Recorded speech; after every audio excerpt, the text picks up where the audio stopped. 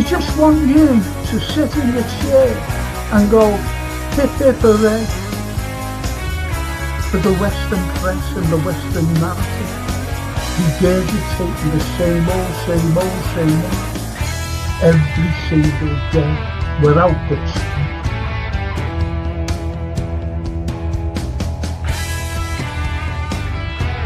Please watch the first two episodes, the second series. Look at that. Absolutely fascinating.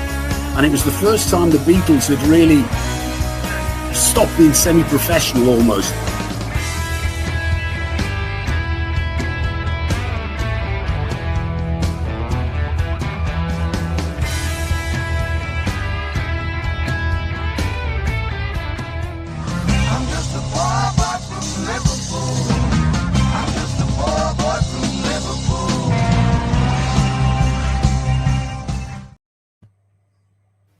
Yeah, good evening, everyone. It's the History Show with my old mate, Anthony Brown, the artist, the wonderful artist. We were talking today, actually, about the exhibition that Anthony is going to put on, which will be phenomenal. Honestly, it will be phenomenal with what we've got lined up.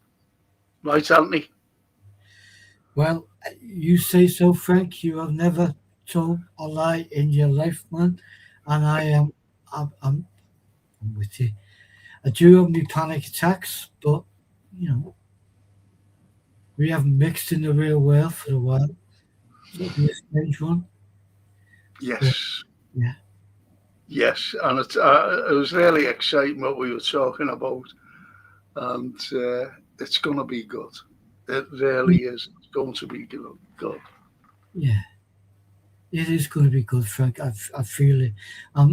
Perhaps on Monday when we delve into our heroes and heroines, of literature, maybe we'll drop our head. But I love that. Do you ever remember that?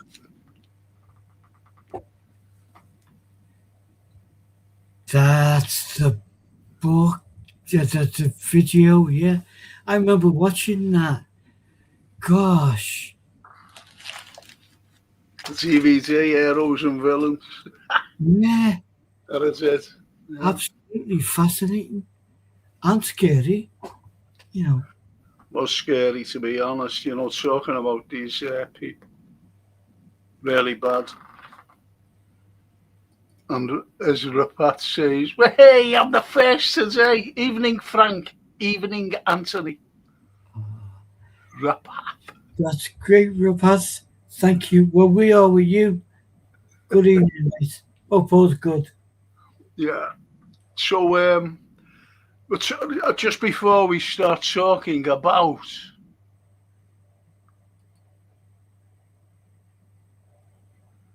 this diabolical fellow, right? Yeah. I want to mention these wonderful people here. Got Painting Services who sponsor every single podcast. Every single podcast. And it's got Painting Services. They're fully time served. They're fully insured just in case anything goes wrong. They're absolutely brilliant.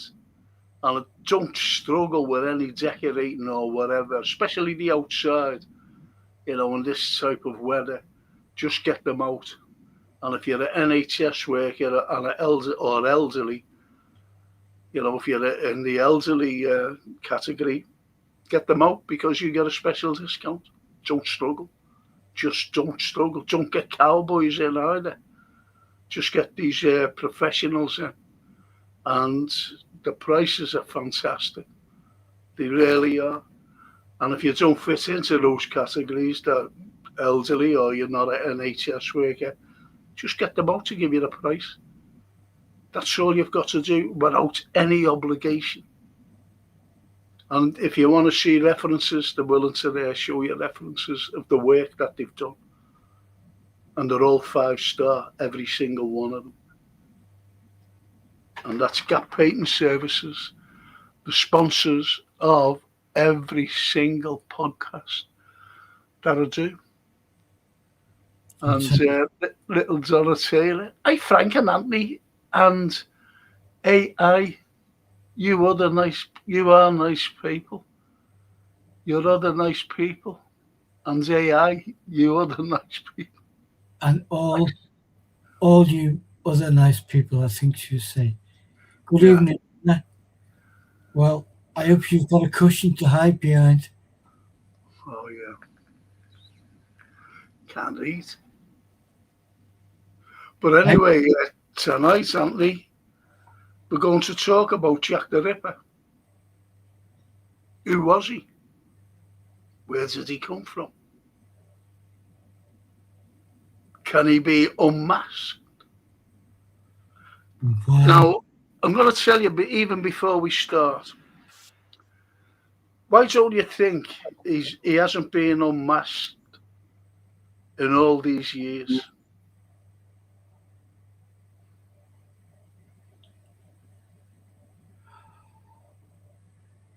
It's a strange thing, but it's like he's an attraction, an event that writers, artists, filmmakers, people don't want to lose. So they dip in constantly, whether you're writing a book. It's like, I think the truth, as you have rightly said, has come out. But it's like, well, no, because it's an industry. I think it's an industry. Does that sound? It is an industry. Because, listen, if we were writing about a murderer, for example, and all of a sudden we knew who Jack the Ripper was, it'll be very hard to do documentaries, write about, do films. It'll be very, very hard to do it because he's already been named. So that's why they've kept it back, because it's great for the economy. It's surprising.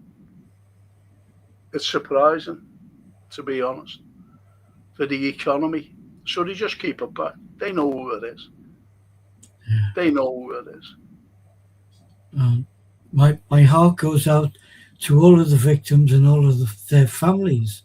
But when you showed that initial photograph, that is it. That's what people think Victorian England was all about.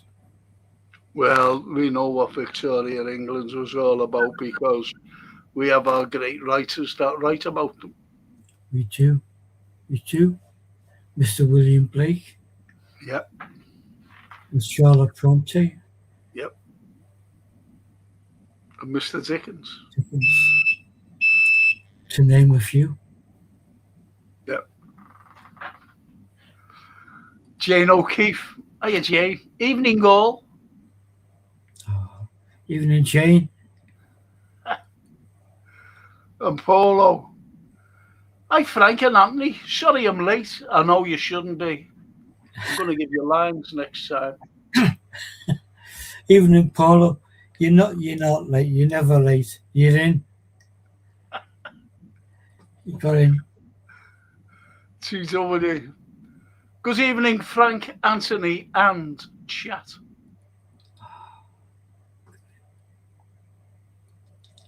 TW.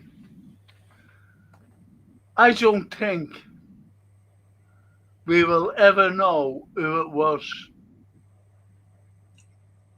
I think we will never admit who it was because it damages the tourist economy and everything else. Well, the Ripper says, is it the government again? Is the Ripper an inside job again? Wait till you find out who it is. And Paulie's been saying, not being masked, because, no, I can't say that. Something about Andrew.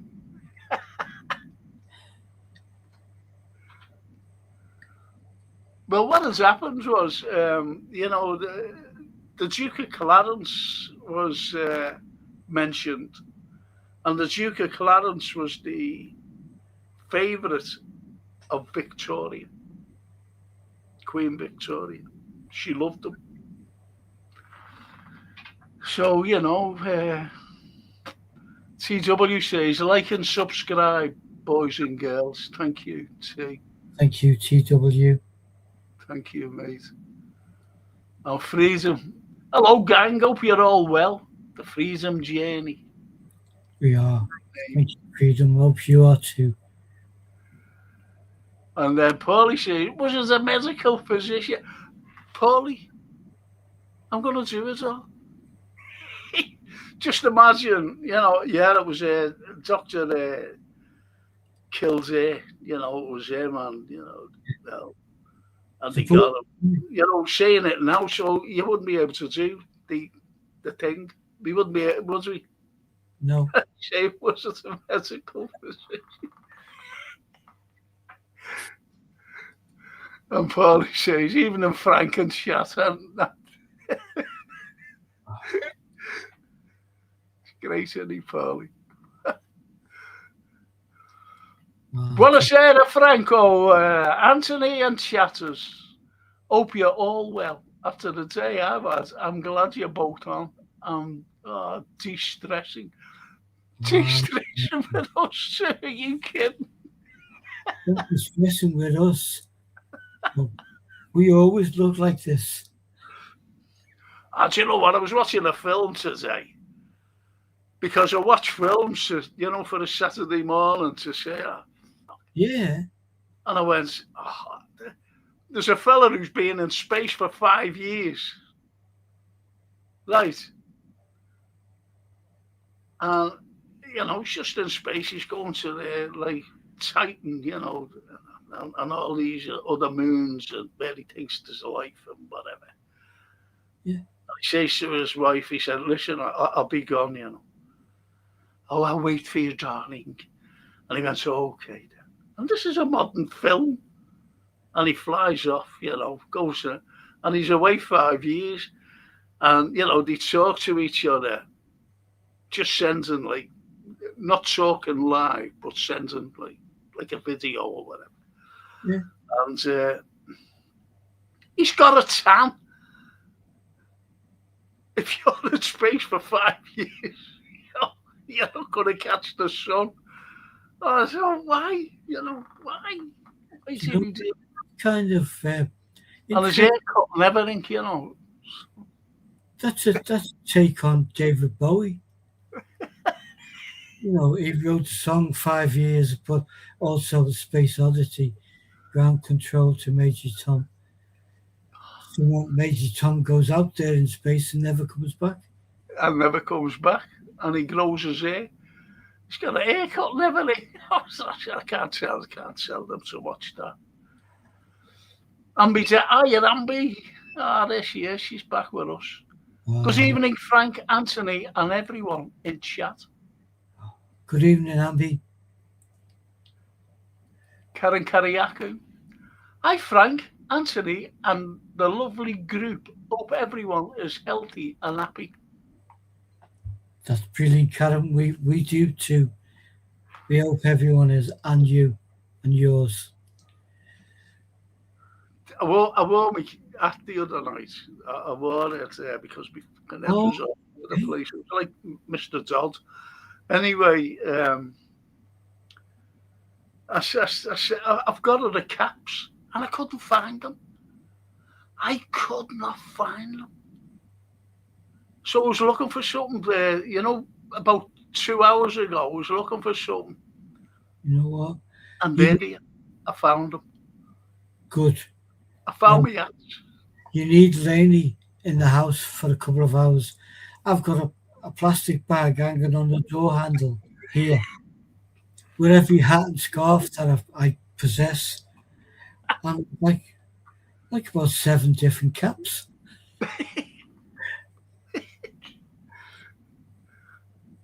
I've got 4 hats, 4 caps. 4 hats. Yeah, 4 caps. Josephine. Hey, Frank, sent you best wishes across the pond. Send you best wishes across. Ah, Jose. She's a lovely, lovely lady. And do you know where she lives? LA. Ah, On a yacht. On her yacht. have we spoken? I think I've had the pleasure of meeting You know, Josephine you know, on the show. Good you know. evening. Oh, that's lovely. Hope that's bringing warmth because made the mistake of checking the weather app. Do And you know what? Honestly,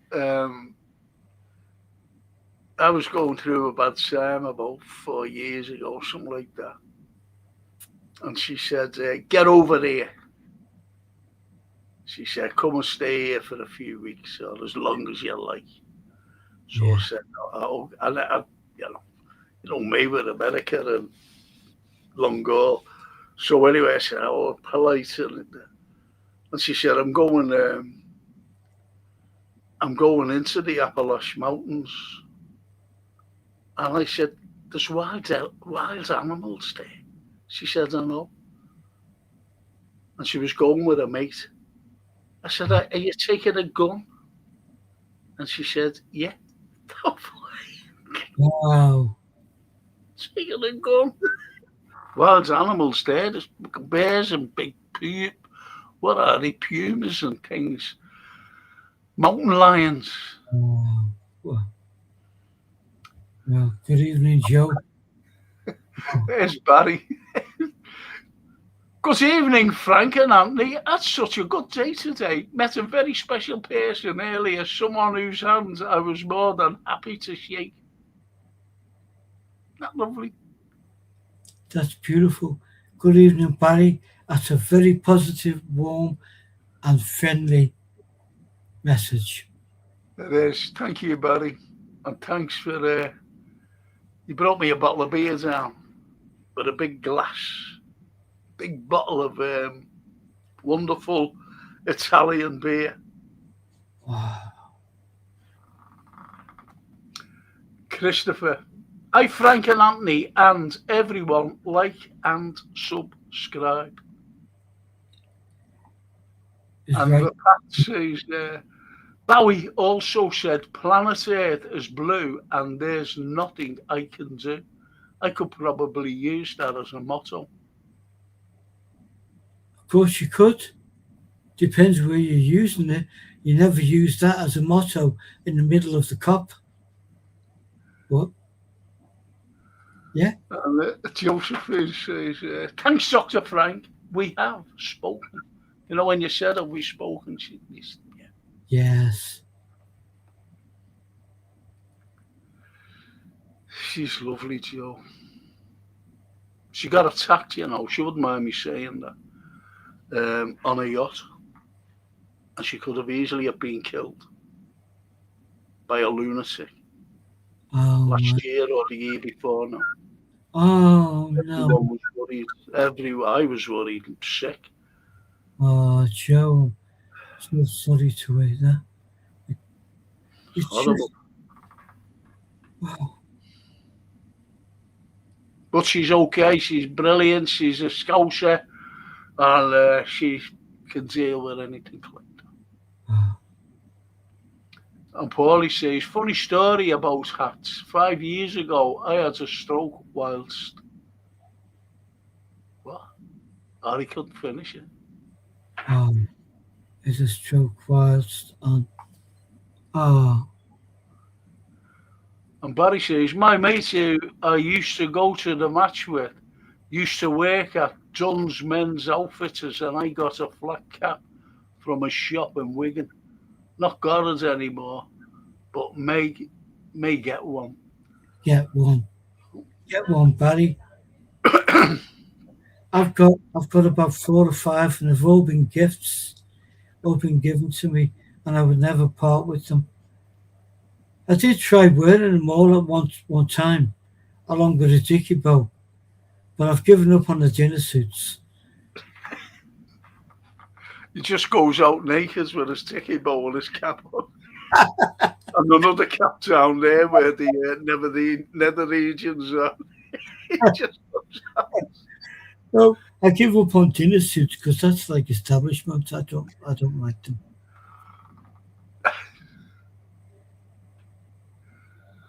And a lovely Karen says, withered wild animals walking our streets too.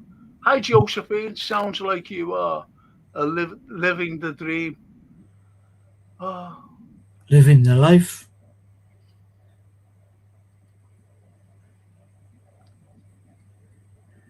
She's a, what do you call it? She brings people out, to fish. Yeah. For sharks. Yeah. Those other things that come up the water, with big noses, whatever they are. We've seen a film, once seen, never forgotten. Read the book.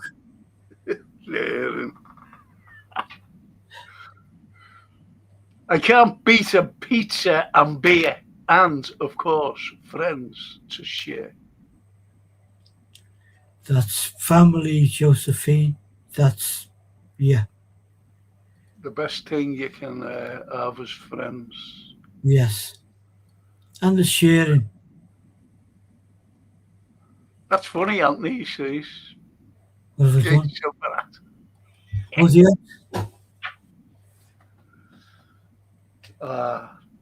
Karen says, our streets are full of wild animals here too. Hi, Josephine. Sounds like you are living the life. Stay safe.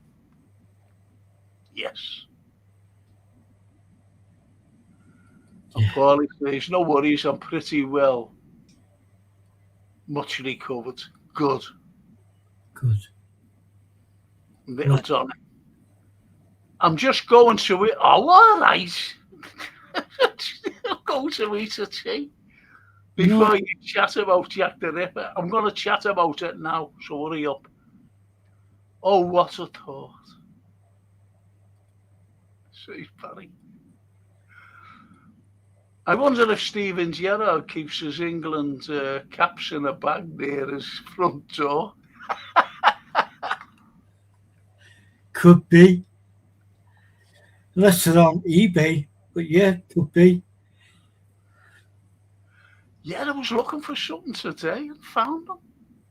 I've been looking for them for ages, looking in bags and everything. Where have I put them? And Paulie says, since I had a stroke, I've had a thing for hats and loud shirts. I used to hate the hats. Now I've got fair hats, berets, hunting hats. Can't get enough of hats. Oh, wow. Right. Right. I heard a beep going off. Is that in yours? Beep, beep. Could be. I'll turn the volume down on that. It's not that. Here we go. Confined to the quiet bin. I should have just put it in the hat, shouldn't I? Or put the hat over it. Yeah. And Josephine says, we have shared conversation, Anthony, in regards to living the dream. I worked my scouse ass off. That said, it was worth it. That said, I didn't pay myself for 2 years. Love to you both. Isn't that lovely? Love you too, Joe. And I do so fondly remember being on the same show with you, with courtesy of our dear friend Frank. And it was absolutely amazing to listen to you. I'm so sorry that you've been through um, the downside of life, and hope all's good with you now. I, uh, She if was you out. go We're going scouting to over there, we'll go listen. over and tilt a cap in a dangerous position at anyone that comes near the boat. Where you going? There you go. And we're one of them ones. You ever remember Doctor No Yeah. with that Japanese fella? Eh, Just chucked it off him like a frisbee. But she was out one night with friends, and she went outside, and there was just young lads who'd been in the restaurant, just having a chat outside, And there was a drive-by shooting, and one of the lads was killed in front of her. my God. So she has been through it there. So sorry to hear that, Joe. I'm so thankful you're okay. And she says, so sweet to chat today.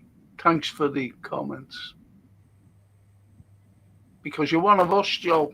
Never forget that. Never forget your roots, sweetheart. Never forget that. No. Right, shall we start? Yes, Mr. Sherlock. I'll carry the bags. Let's go. And we're going to talk about this gentleman.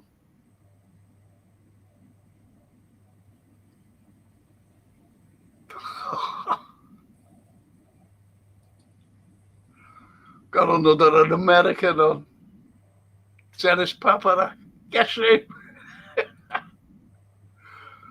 Guess who? Hey, Dennis. Good to see you, mate. Really good to see you. I was just going to do Mr. Ripper. I want to start off with this. I hope I can read it properly because it's very, very small print. Okay. Oh, Steve Mulholland. Joe says, you guys are funny. Do you reckon? Good. And Steve says, that programme last night about L.S. Lowry was superb with Ian McKellen on BBC Two. You know what, Steve? I've not watched it yet. Emily, our elder daughter, told us about it. It was coming, and I just got lost. So the good thing about one of the only good things about the BBC is that you can catch up with stuff. I look forward to that. Lowry and Ian McKellen kind of sound alike as well. They've got that great. Ian McKellen's brilliant.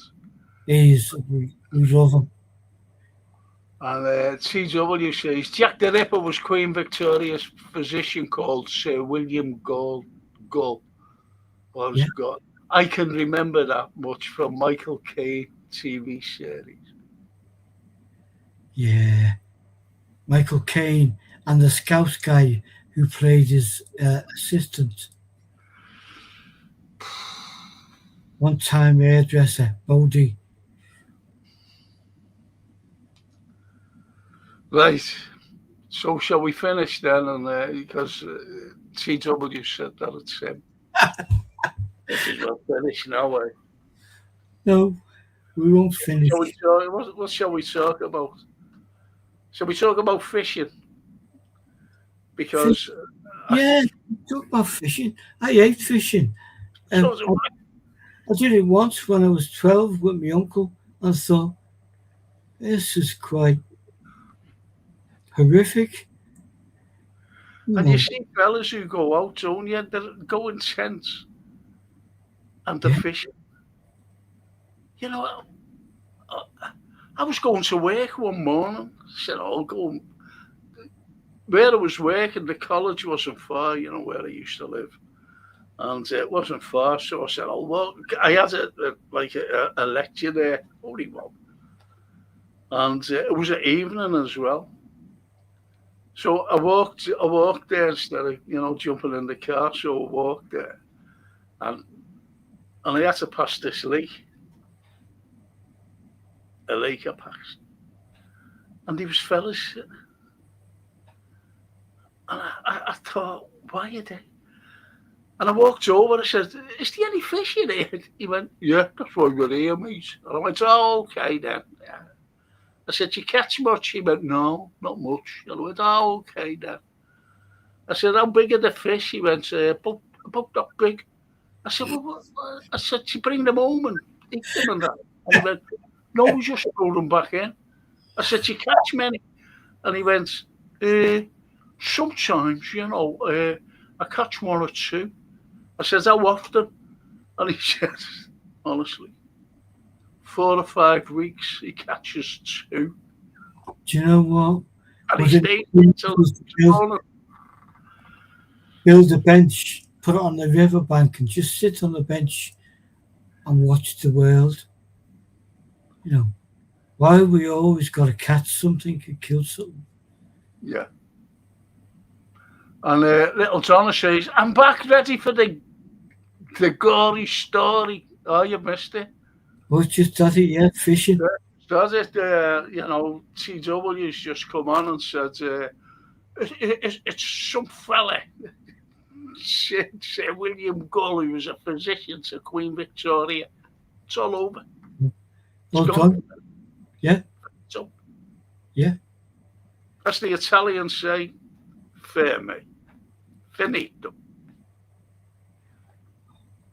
So you might as well go back to your pudding if you're having a pudding. Frank, did the fishermen you spoke to really sound that thick? Your voices are hilarious. Honest, honest. I remember this. Honestly, God. I was going out. I was going into town. I was about mid-20s. I will talk about Jack the Ripper just there on this. So I was going into town, right, and there was a fella outside the Odeon, in the London Road. Yeah. He was standing there. Yeah. And he was like this. So he said, "Hey, mate." I said, "Yeah, well," I thought he was going to, he said, "Would you see anything?" I said, "What's that, lad?" He said, "Would you just look after me? Would you just look after me trolley?" I said, "Are you joking?" He said, "No." He said, "I'm dying for a pee." He said, "I've got a good run in here." So anyway, he went in the Odeon. The Odeon chased him out. Oh, fuck off. So and he runs around to the legs of man, and he went in there, and they chased him out. He ran over to the Lord's Warden. And he was there for a while, fucking standing. People were asking, "Have you got a hot dog?" "Plenty of onions on it." I said, "I'm not serving it." I was going mad. I was all dressed nice, you know what I mean? Anyway, he came back and he went off. "Thanks, mate." He said, "They wouldn't let me fucking in there. They wouldn't let me in down there. They wouldn't let me just about that to pay over there." Some fella said, "Go around the side way." So I said, "Okay, mate, thanks."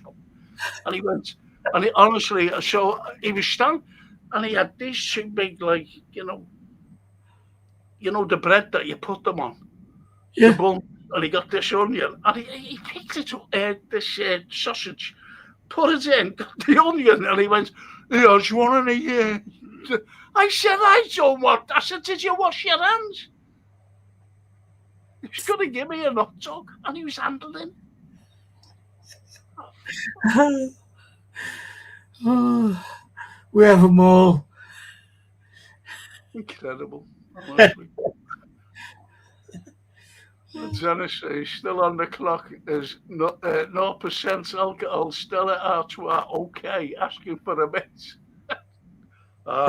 Still on that, mate. Fish always gets caught with online scam system.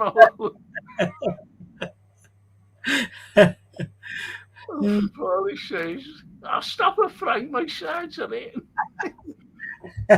Ever go by a fella who sells hot dogs and he's dying for a pee? He'll ask you to mind it.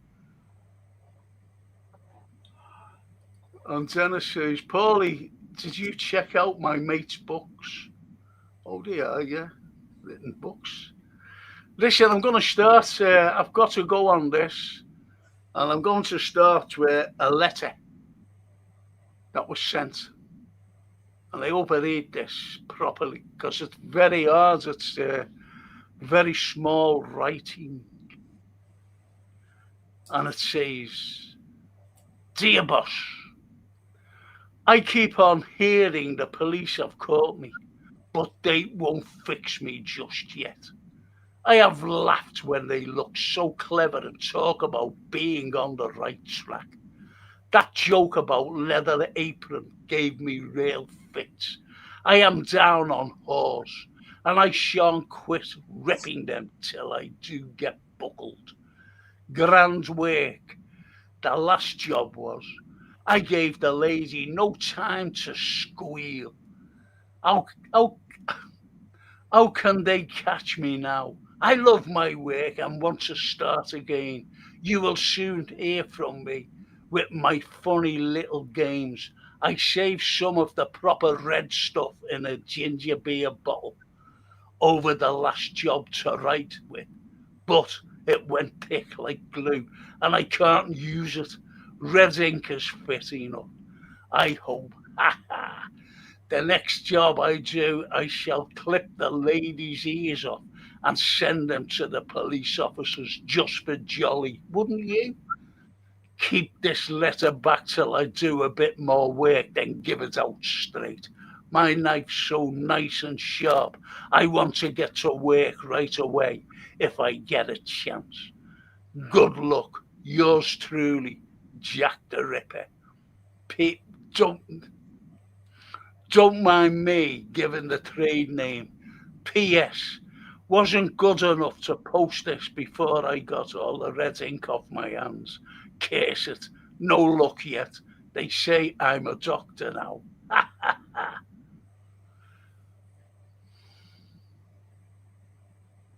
And that was a letter. And it's written as though. Now, don't forget, you're talking the 1880s. This is while education for ordinary fellas, if you know what I mean, was very limited. They only had charity schools to go to. I'm talking about men here. They only had charity schools to go to. So anyway, this particular letter is written by an intellectual, as you can tell. And just imagine this. If you were a working class person and you could just about read and write, just about, one thing you wouldn't know about was a postscript, P.S.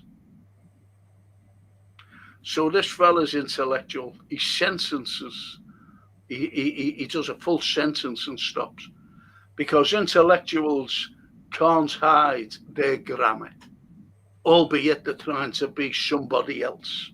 They can't hide the grammar. Yeah. Yeah. So, Jack. So you get Jack. And when you get Jack, you have, there was 2 letters sent actually. But who were these people, these unfortunates?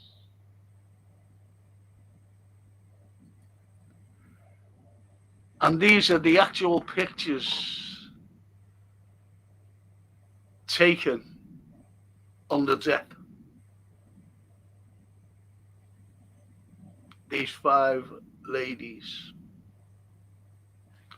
And sometimes what you read is untrue. with these ladies. You know, where they came from, what they were doing, and whatever. Now, let's go to the first one. Mary Ann Nichols. Mary Ann Nichols. Mary Ann Nichols, she was murdered on the 31st of August, 1888. So, you have August. Mary Ann Nichols, the first one. You have a second one. Annie Chapman, on the 8th of September, 1888. And again on the 30th, on the 8th of September. On the 30th of September, you have Elizabeth Stride. Now, Elizabeth Stride was known as Long Liz. She was Swedish. She actually came from Gothenburg. And she was a very attractive lady, by the way. And she came over to London to go into the Swedish community. But what has happened, unfortunately, this particular community, she was working and then the job folded. But we'll go back to that a bit later. So on the 30th of September, she was found mutilated. And Catherine Eddowes, again on the 30th of September, she was found the same date. Very important. The same date as Long Liz Stride, the Gothenburg beauty. And Mary Kelly was murdered on the 9th of November, 1888. So what's missing there? Well, the whole month of October. Yes, the whole month of October. August, September, November. So you've got to ask why he stopped in October. You've got to understand why as well. Also, what you've got, just let me remove this a moment. Also, what you now remember the letter. Yeah, dear boss. Dear boss. I'm going to take it off a moment, Anthony. I just want to show something. Yeah. It won't be a minute, mate. Okay. No worries, Frank. I'm sorry about this. You'll be able to see as well. You'll understand why.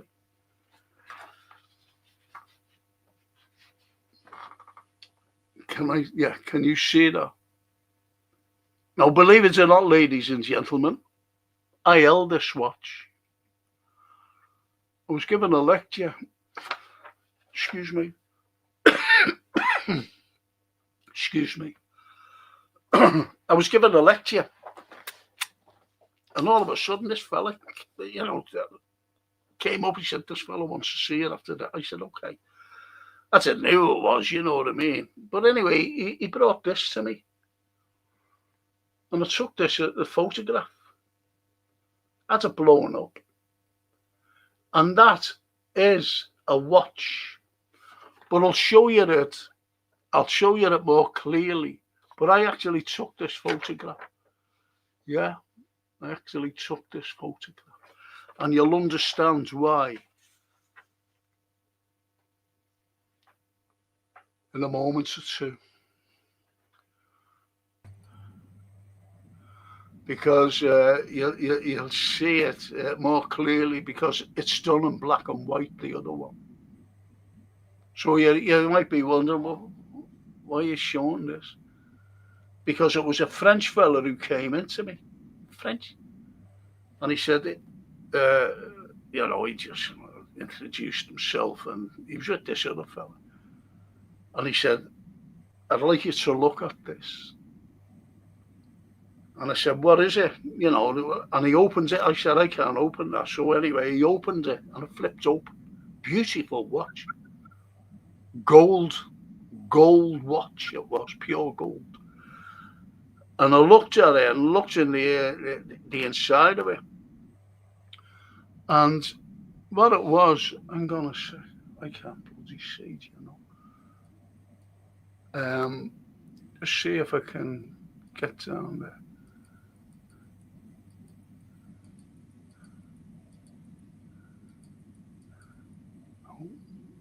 I'm just looking for something, people. Just bear with me.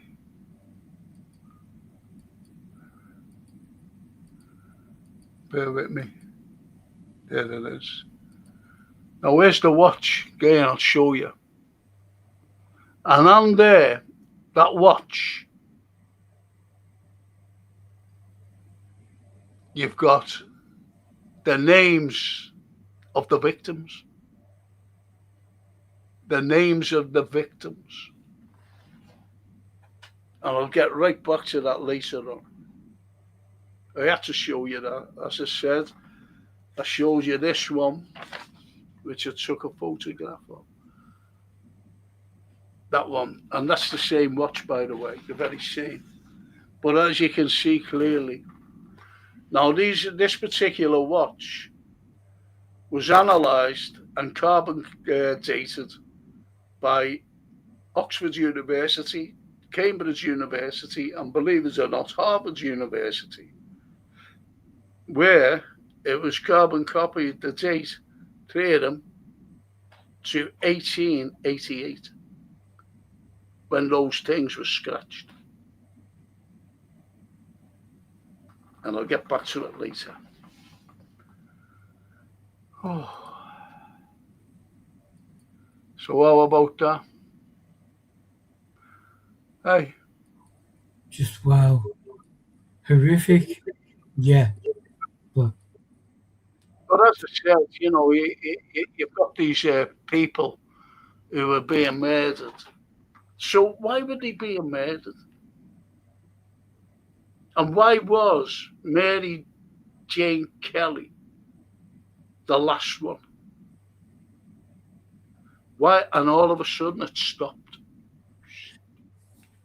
We weren't privy to anything really, but over the years, our lifetime, we've grown up and read various. It's all kind of staked out by the press. So the women who were murdered because they were all women of ill repute and they were in the wrong place at the wrong time. And why?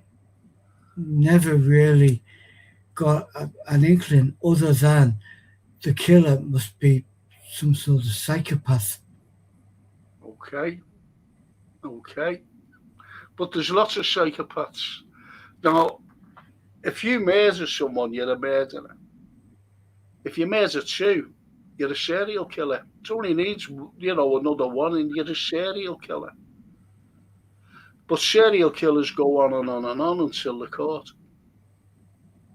don't they? So you've got to ask yourself, why was Mary Jane Kelly the last? And I'm going to put everything together now. Why was she the last and then it finished? Why was it a month before her killing? And why was that a month? Yeah. Okay. Now, Mary Jane Kelly was an Irish girl, and she came over to Liverpool as a domestic. And she used to work, believe it or not, in the slaughterhouse. Right? Which is a famous. Sorry? Which is a famous pub in the centre of Liverpool town, just up the road from the dock. Yes. And also she worked in the cotton exchange. Right? Now the cotton exchange is a big one. Big pub. And what has happened was there was, people trying to cop off with her because she was a pretty young girl. She was an Irish colleen.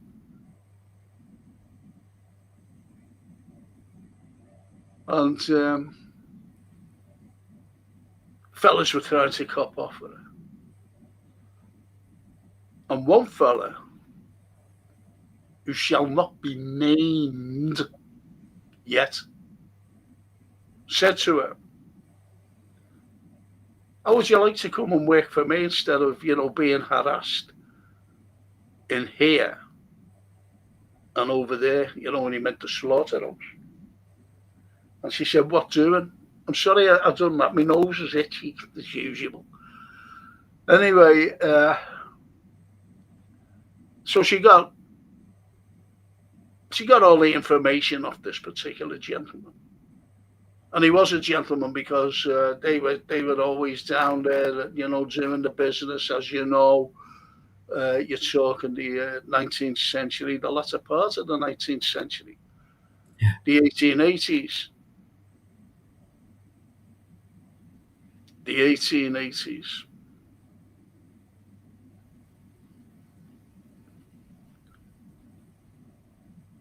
And she said, okay, I'll go and work for you. Because children were involved. He said, I want you to look after the children, my children. And she said, okay. So she went and worked for him. So she was made up.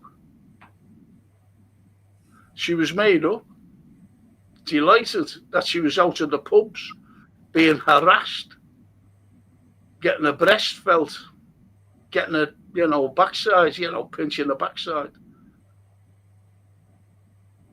So she was made up at that because that's what went on and back in the day then. You know what I mean? You see it in films, when you see these girls, working in bars. I'm talking about, Jim lad, hey, and grabbing hold of the wenches. And that's what was happening. That's what happens in pubs, inns and wherever, if there was a girl working there. It is a male-dominated workforce, and yeah. Because anyway, what you never seen in the back in the day as well. You never ever seen women on their own going into a pub, and it's very rare. Not today now, but it was very rare then. And even coming up when I was young, you never see a girl going out and going into for a beer or whatever, a pina colada. You never ever seen them going in for them. Do you? No. Did I ever tell you about? I was out one night, Friday night or something like that. With the lads. And do you ever remember when Pano first came out? I do. Right. Yeah. I fell down a couple of times with that. Excuse me. This girl came in with her two mates, and we were just standing there, me and a couple of other lads, we were waiting for our mates to come going into town. And they came in, and the barman, it was quite empty. It was in the legs of man.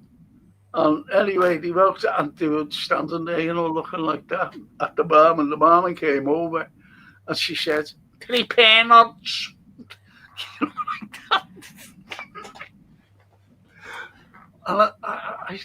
And the fella just looked at her and he turns his back on her, right, to get the 3 peanuts.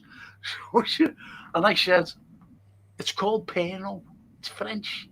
And she told me to. I went, okay then. So the lad came with the 3 peanuts. I said, listen, it's Pano. should have seen the look I got. You know what? Because I said it. Terrible look. So, you know, there was no romantic copping off that night, but I should have seen it. It just shows you, doesn't it? But anyway, so what you had now, you had this girl up in this big mansion looking after children.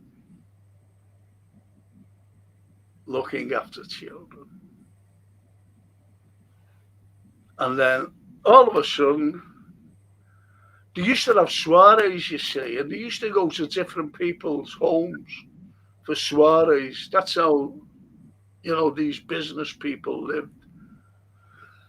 So this night, they had a soiree and whatever, and he cut for her. It's as simple as that. And he was having an affair. And I always remember watching Upstairs and Downstairs, Yeah. a TV series Yeah. called Upstairs and Downstairs. Yeah. And one of the maids, she got pregnant.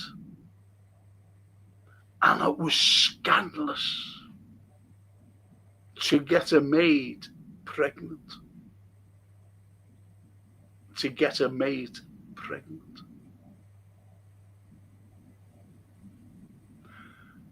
So this is what happened to her. She said to him, I'm pregnant.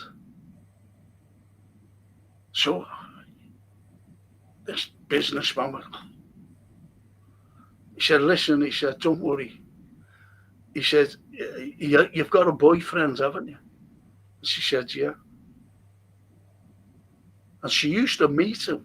Do you know where she used to meet him, Anthony? Surprise you here. She used to meet him in Mary's. Okay, yeah. And because what this businessman used to do, he used to get them tickets, you know, for the music halls. That's the Empire. You didn't have to pay. Yeah. So he used to get them, you know, when she used to go out on a night off. So anyway, she met him. And she turned around to him and said, do you know what I've just said there? She turned around and said, we say that, don't we? Have you noticed all over the country, it's turned around and said. Yeah. Do you know where that terminology came from, turn around? Shall I tell you? Yes. I'll tell you tomorrow when I phone you. It's unbelievable. It really is. You wonder what I'm going to say next, don't you? So to these people on here. What it is, it goes back to the Black Death. It goes back to the Black Death because people wouldn't talk face to face. And if they had, if they were having a conversation, they turn the backs on, the backs on it, turned around and said,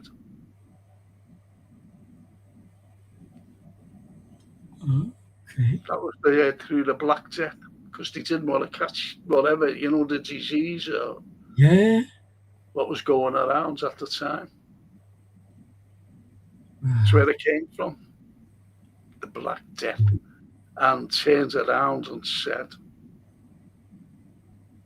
That's where that saying comes from. Thought to just tell you. So anyway, she says to him, I'm pregnant. And he was made up. But she never actually came out and said, I'm pregnant by the master of the house. He thought it was his. He thought it was his. And she said to him, but she didn't want to upset him, apparently, because, you know, he's seen how ecstatic he was. And she said, the master has said that he could put us up in London and, you know, pay the rent, and he'd give me you know, some money as well. And he was made up, you know, getting out of the dreariness of here. So he was made up, she was made up, you know, I'm going to go away. And she says, all right, see you next week. Okay. But little did she know that this fella was already married. Wow. And he was living in Birkenhead. Oh. Now, where's what happened? He goes over to Birkenhead. Now, don't forget, this is, you know, he's going to go to London. This fella's going to pay, you know, and we'll get a place and everything. So he's sorted. He's sorted. But what does he end up doing? He ends up murdering his wife and his child. Oh. However, he was caught. He was captured within a day or two. And this fellow went on trial at the Liverpool Assizes, St. George's Hall. St. George's Hall. He went on trial. And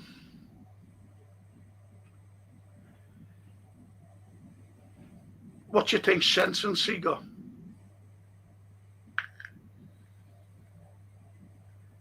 Would have been hanging.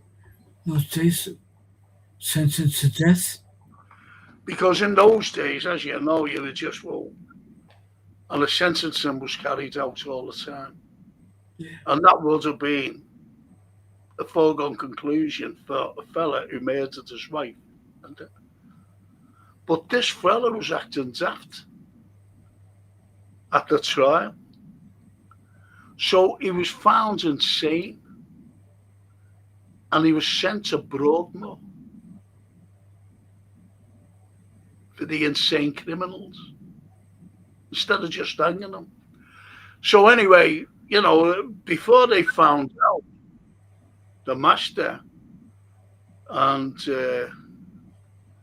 Mary, what had happened in the in the Maries, or whether it was in the concert where they went, you know, one of the music halls, he said to her, listen, he said, saying that we're having a baby and we're going to London and no one will know us, I want you to take my name.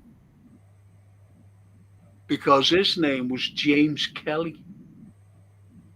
So she took Kelly. And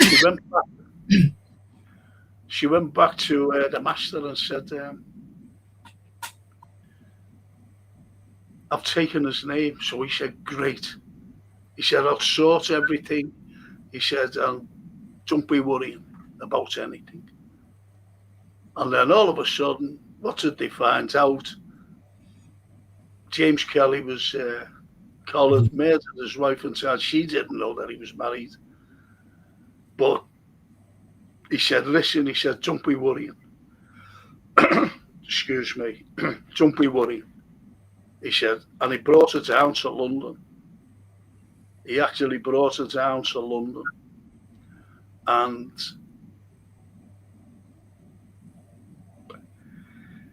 he put her up and he said, listen, he said, I want you to have the baby, but we'll get it adopted. Do you agree? And she said, yeah, sure. Because like Mary must have thought that get the baby adopted and he'd still look after it. because he put her in a place.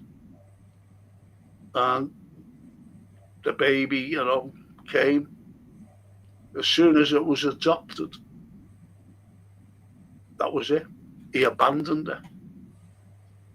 Because it would have been a scandal back here. Yeah.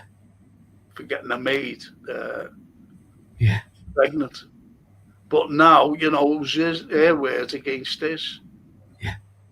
It was her words against his. She's gone. And she's gone. So he's happy as Larry. Now, where's the thing?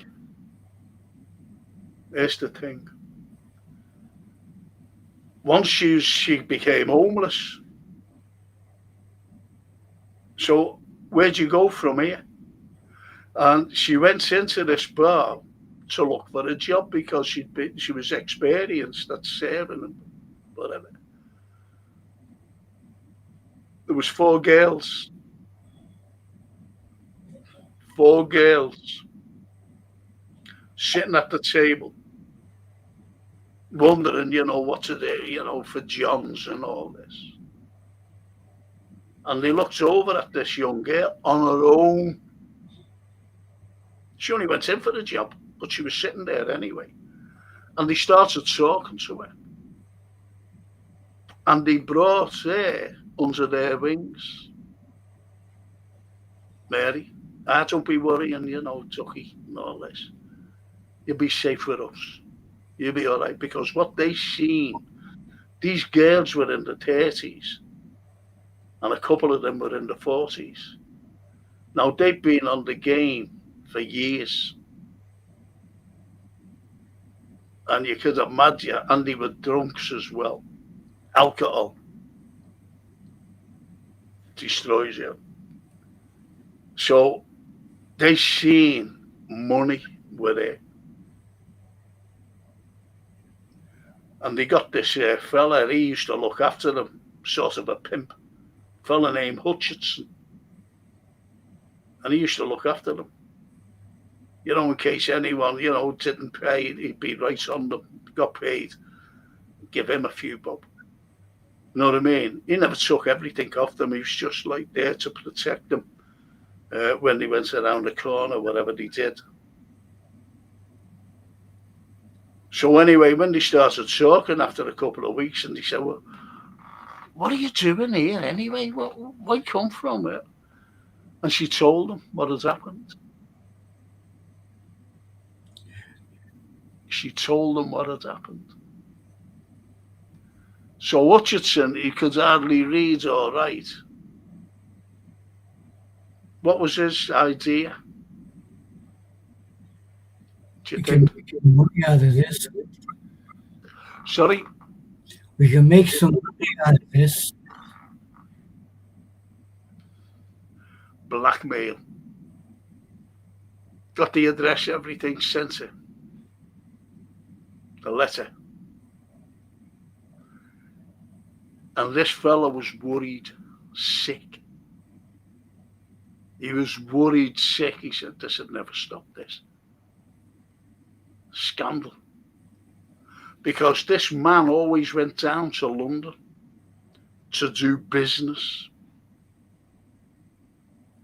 Because he was in the cotton trade. This man. And he was also married as well. He was married to an American, young American. He had children.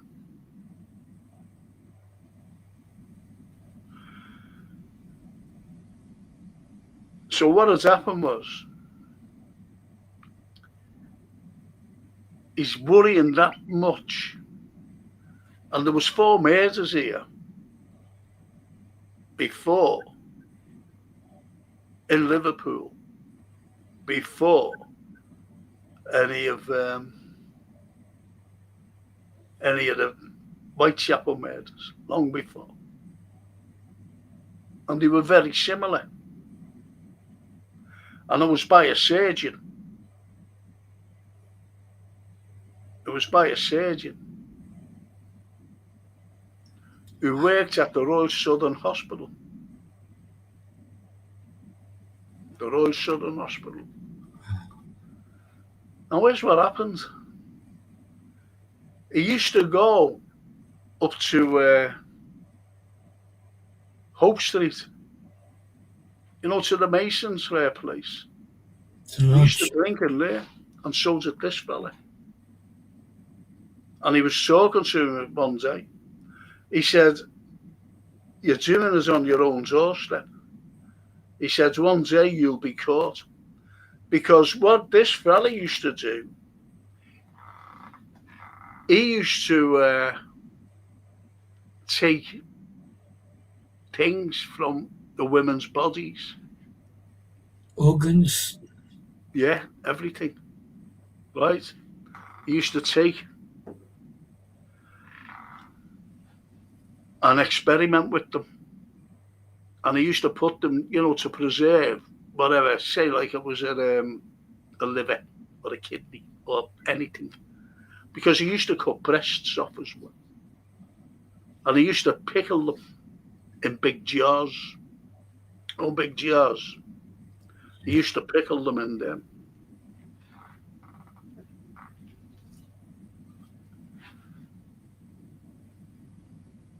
And he said, why, he said, why are you telling me this?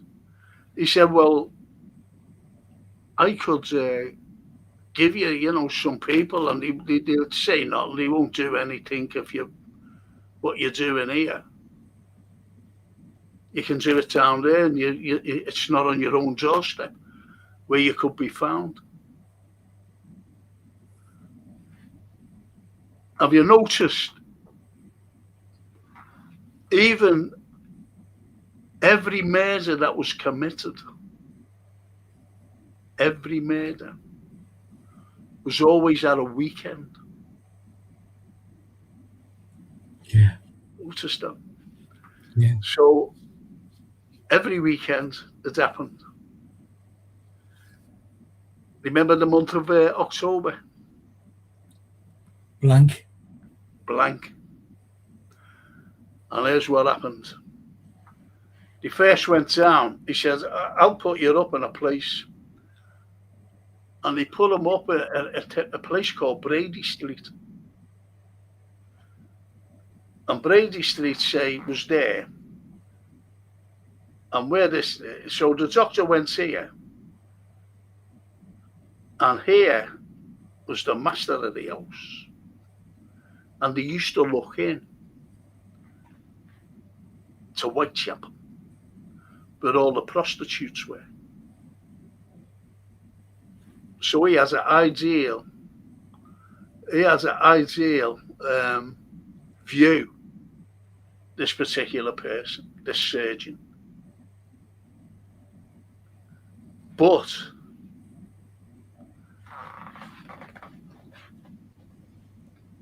this fella, this master, a few weeks before, he was down there on business. And he was looking for, he was going into the pubs. And he was actually looking for Mary Jane. He was looking for her. Just to observe. And he found her. And he found her with these 4 ladies of the night. He seen her, and he used to follow them. But they were drunks. And she, well, you know what I mean? She was started from the... So he knew the women then. He knew the women. And each time he went out with this fella, because Jack the Ripper as an accomplice. And it was this fella, the master, because he used to guide him. And he used to go into a pub or, wherever, and he used to go, yeah, that's this, get it. Have it. The girl was killed. So he was bumping off the mates. But before he bumped them off, they were asking, where's Mary? And he couldn't tell her. Whatever. Where's Mary?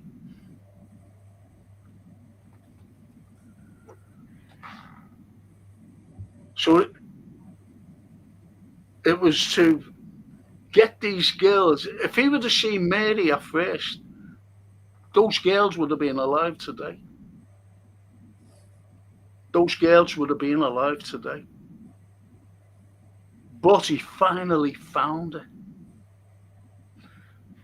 Now here's where the month comes into it, the month of October. And what he was suffering from was peritonitis. The doctor, the surgeon. And he actually went into the hospital he worked in, suffering from it, for the whole month of October. So coming up to the end of October, everything had died down on him. It didn't burst or nothing. Everything had died down because they couldn't operate on him, simply because it was too bad. Then all of a sudden, it went from him. The pain, the swelling, whatever, with his appendix. So it wasn't peritonitis, it was appendicitis he was suffering from. I apologise for that. So appendicitis, but everything just went then. It was great. Back up and it was away. Then the murder started again. Or the murder. One murder in December the 8th.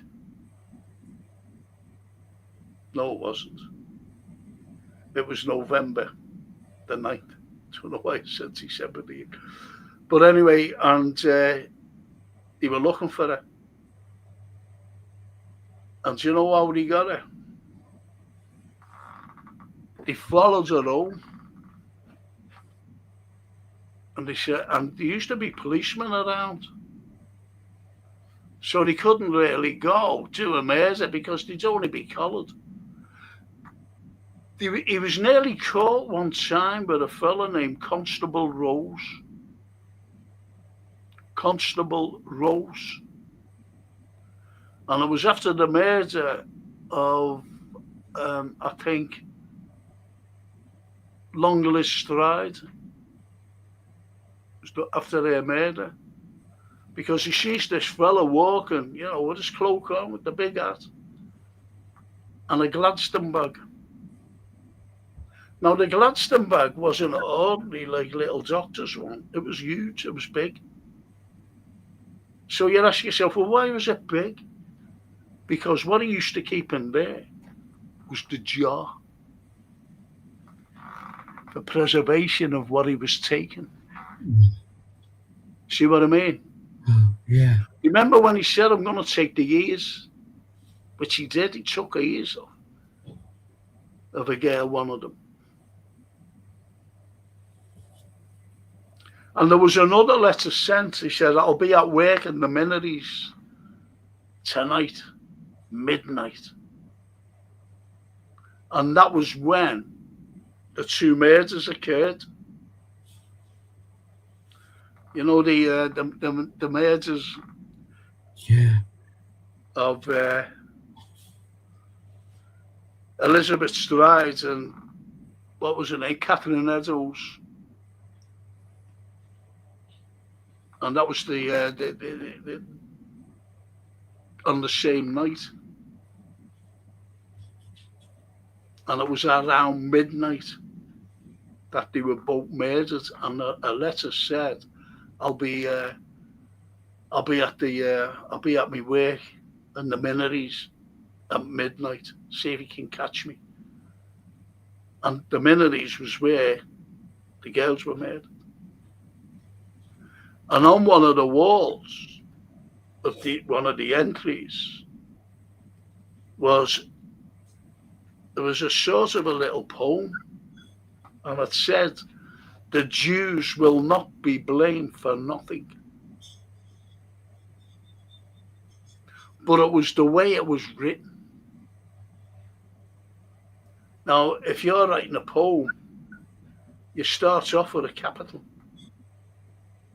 and the rest is just ordinary letters. But the Jews will not be blamed for nothing. And what was the capital T there? And the Jews was a capital J.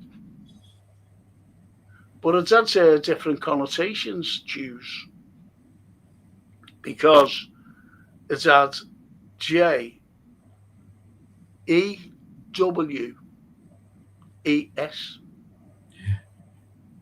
Use as in sheep, because they're only there to be slaughtered.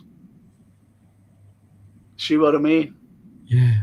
The Jews will not be blamed for nothing, because no one blames Jews for anything. And that goes back to 1888. The Jews will not be blamed for nothing. And it was what, get that off the wall. You know what was scribbled on.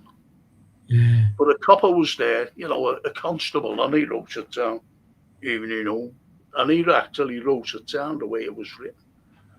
And that's how, it came out. The Jews will not be blamed for nothing. So it was throwing the sense away as well.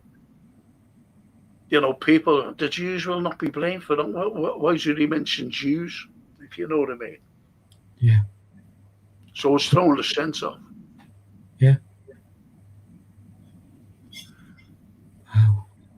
Right, so you got Mary. So how's it, to get past policemen, because they were patrolling now. They were everywhere. And they seen Mary going into her house. So they observed her 3 times, and they waited for her to go in on her own. And she went in on her own, up a little, flight of steps and into her home. So what they did, or what the fella did, he dressed up as a woman. Dressed up, with the big hat, big shawl, and went up and murdered her. He actually skinned her. This fella said, get the best out of it. Get the best out of it, he said. And he painted on the wall, with the blood. And he wrote, Jack. Jack.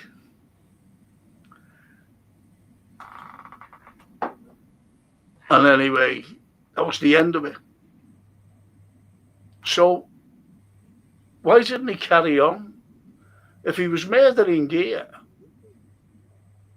and then he had the opportunity to murder down there without any incriminations of him, why did he stop? Do you reckon? He stayed down there, or his sickness came back. That's it. Remember when I said peritonitis? Yeah. It came back and it burst. And he died in December. And that's when the murders stopped. He could have gone down and killed more for all it, but the other fella, he was made up. Now, who did the watch belong to? The watch belonged to, believe it or not, James Maybrick. James Maybrick, the cotton merchant. And a few years ago, if you remember, there was fellas doing this home up. And they were in the loft, they were putting insulation down. They had to do repointing, inside the house, in the loft. the chimney. They had to do some repointing, and a brick was loose, and he moved it. Obviously, if you're doing repointing, you've got to remove something. And when he removed it, they found a cloth bag, with this thing in, like a little bag. And what it was a journal that people used to keep. And it named James Maybrick because who it belonged to was James Maybrick's wife, Florence. But they discredited it. They said, no, it had nothing to do with it and everything. Big cover-up it was. A big cover-up. And Florence Maybrick, she was actually carrying on with a fella named Braley. He was also a cotton merchant, a Yorkshireman. And he was younger. And there was a girl by the name of Alice Yap who became the nurse, if you like, to the children, to James Maybrick's children. Like what Mary Kelly did. Yeah, the nanny. Sorry? Kind of a nanny. Yes, a nanny, yeah. And her name was Alice Yap. And unfortunately, Alice was told to post a letter by Maybrick. So, by Mrs. Maybrick, Florence, post a letter. Okay. I knew it was to. It was to this Braley fella. And she said she was, going through town and whatever. And the letter fell, by the way, into a pool of water. And she took it out quickly, the letter from the pool. And it said that the gum had come away. So she opened it. And rather than the water getting at the writing, don't forget it was pen then, ink. And any water goes on ink, it just runs. Yeah. So she took it out, by the way, and held it up, and done whatever she did with the kids or whatever. And she drives it out back home. Now, here's another thing. It was to prove to her master, James Maybrick, that she was carrying on. Yeah. Alice Yap.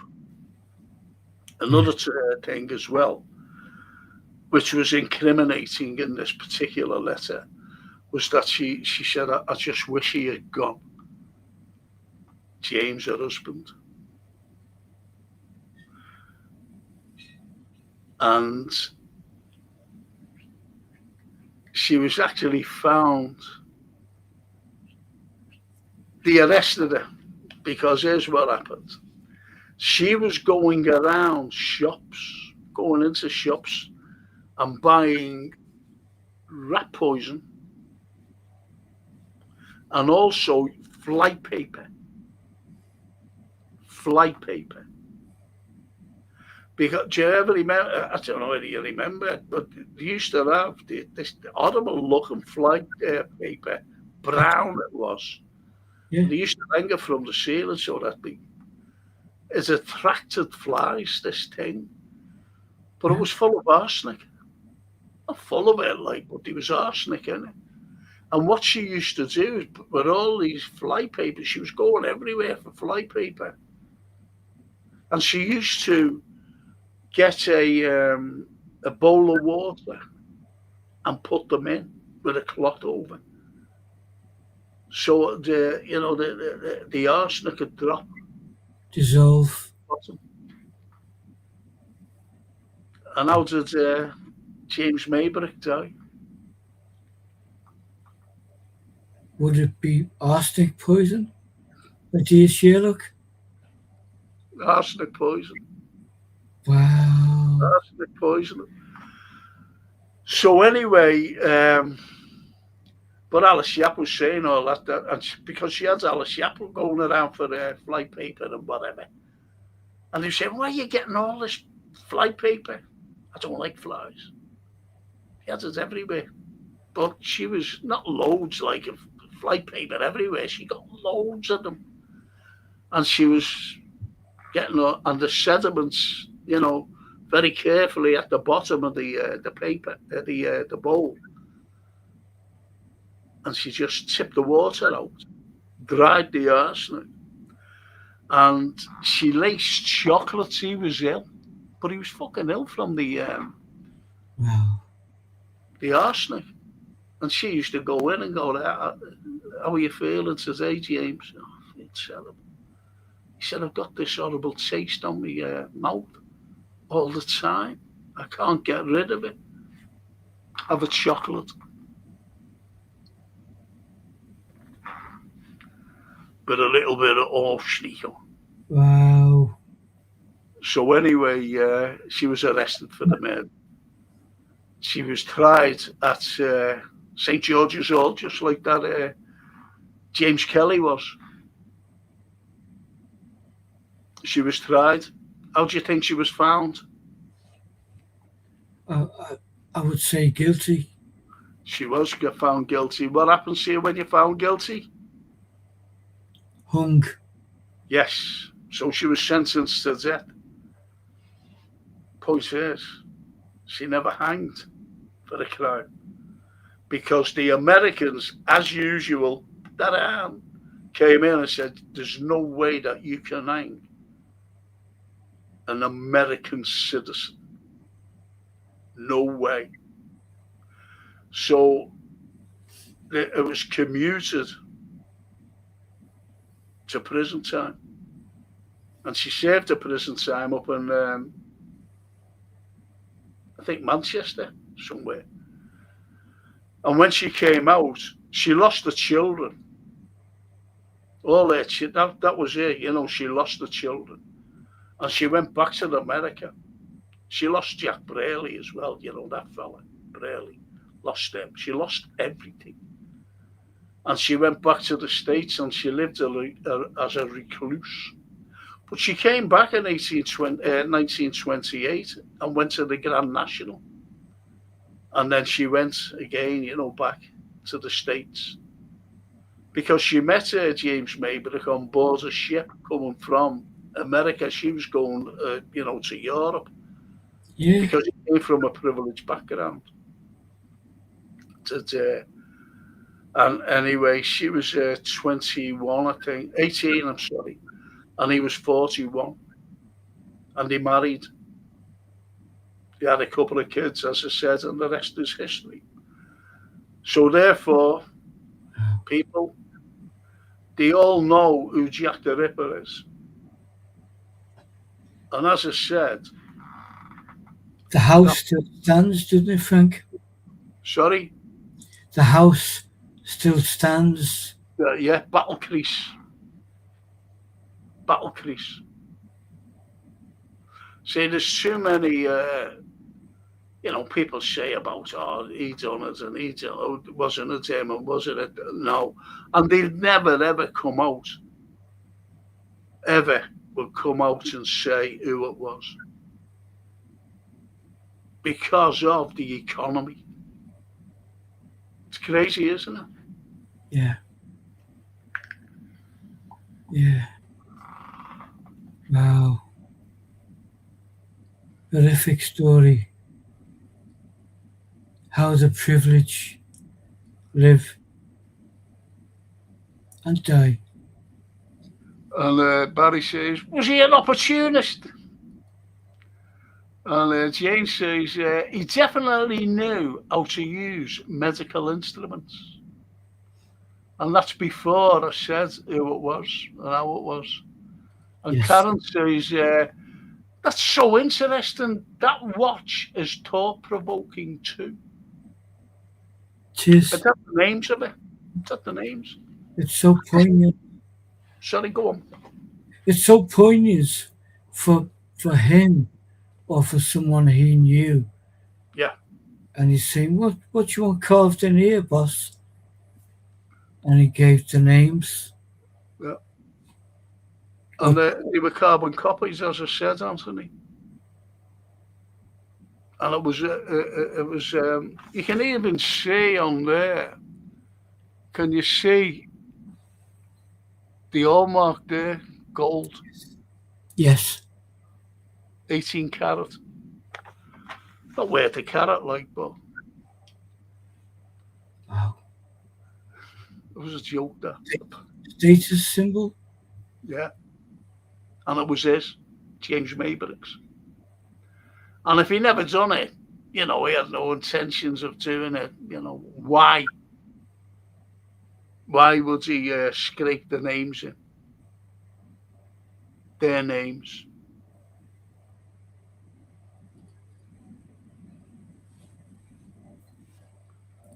Oh, the Dennis and Paulie are talking.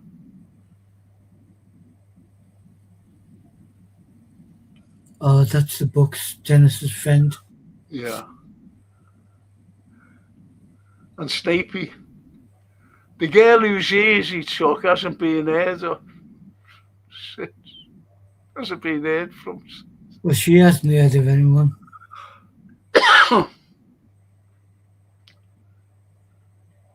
Even Barry goes, really, Snapey?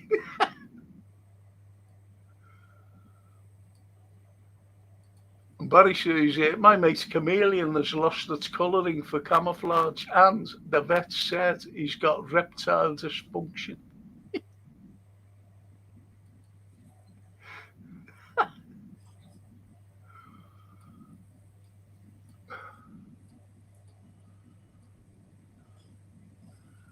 So that's it, isn't it? Yeah. That's it. What do you think of that? It's absolutely fascinating as it is horrifying. Just the lengths that people will go to appear. Yeah. Status. Yeah. You see, when we look at things, there's a few more things, which are, it's so sad.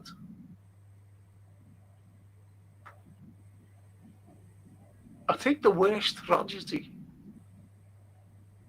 I'll tell you the worst tragedy is the young girl and her baby being murdered by James Kelly. Yes. Be absolutely so poignant. And then the poignancy continues. We've talked about this matter often with different subjects that come up, but the very times that we live in, I mean, those poor women who were murdered, they were all victims of what was going on then, poverty, ultimately, because someone said, you owe us money, you owe us money. How are you going to get the money? Your husband's got off or becomes alcoholic or dies. Yeah. And that statement, which rings true, is wrong place, the wrong time. There's lots like that, as I said, people keep saying about who the Ripper was, and it all points to Maybrick. And as I said, Florence, she knew who was on her diaries that was found. I've just seen it, Joe. I've just seen it. Just sent a clip on regards to Liverpool. I wanna, and need to be educated on the 7 lost tribes in regard. I'll do that. I'll tell you what I'll do with you. I'll tell you what Joe, just let me know right now. If you want to come on in a couple of weeks on our history show, get Jason to there, get you on. And we'll do them about the lost tribes. Is that okay?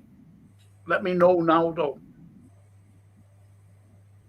Let me know now, right away.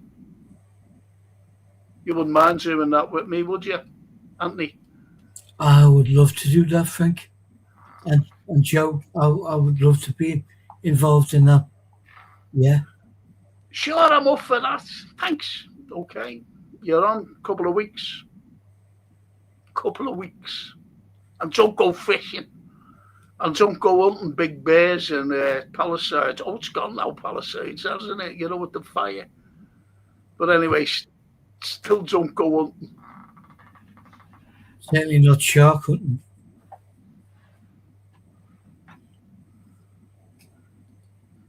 By the way, was the John Lewis family involved?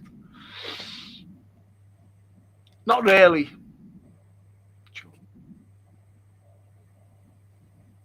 But I can tell you about David Lewis, though.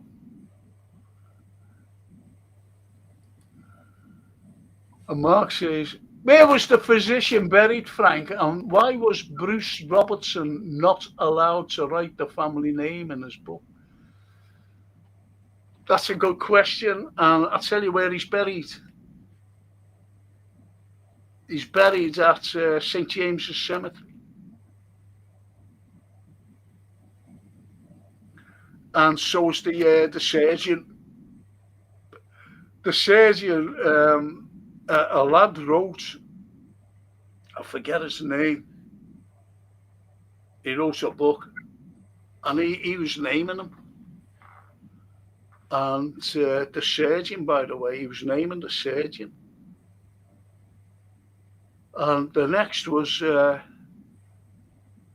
his family still held. His family still held a practice up in Rodney Street. And they just turned around and said, if you do that, we'll sue you. We will sue you and we will win. Because the family of doctors in Rodney Street. And this is the time, it was in the 70s when he wrote this particular thing. And he was naming the surgeon. You know, the oppo of maybe.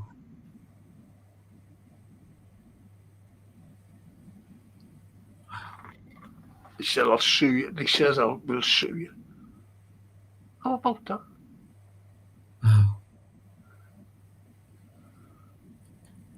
And Joe says, yep, no more Palisades.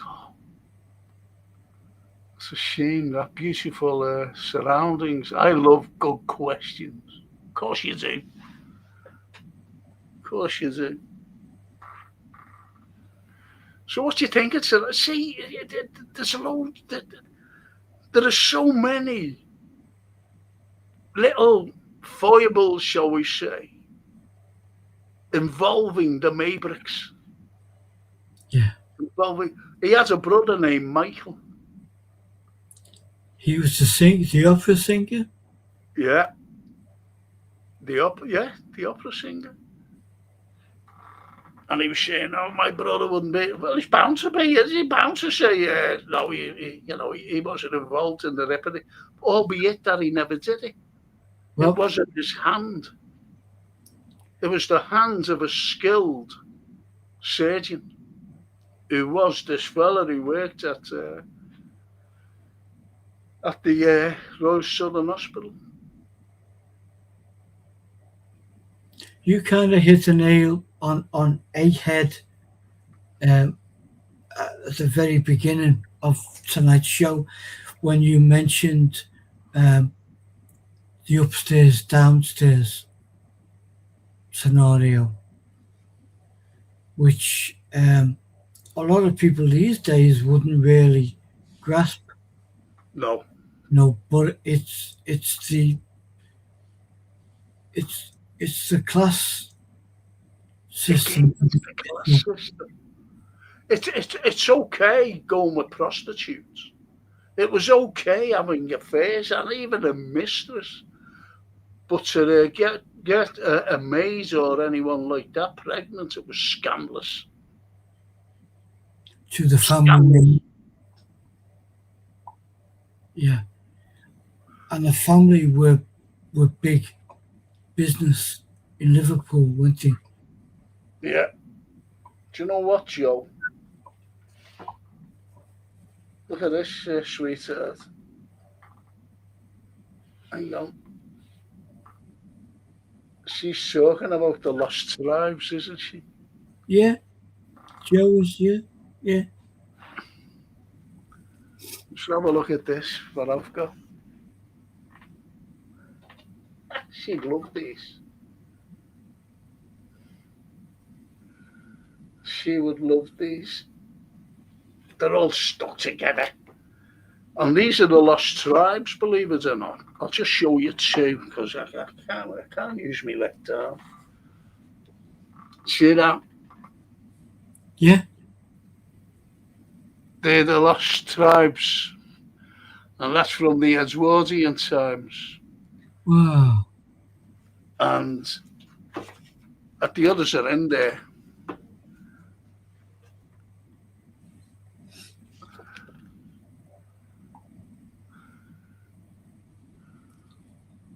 Yeah. Here, what's going on then? Do you know where that is, by the way?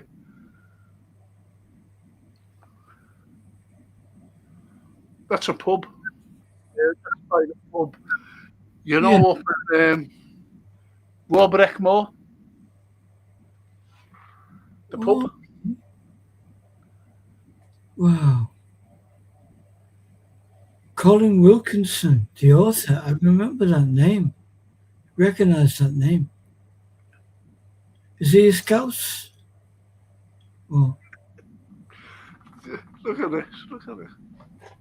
Look at this.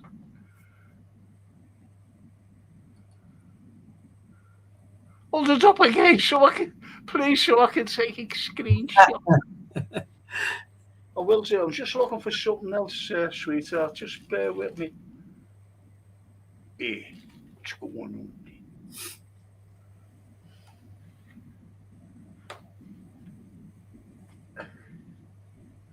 Let me get these out.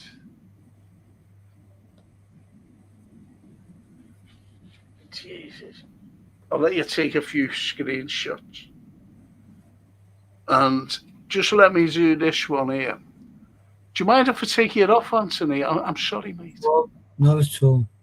It's only for Josie, Josephine. Hang on a minute. Take that off. I'm awfully sorry, Anthony. I'll bring you right back on.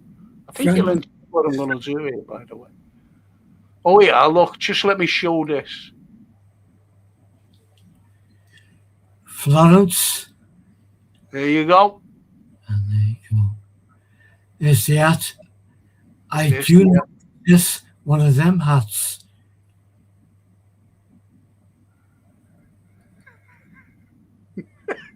Take a screenshot there.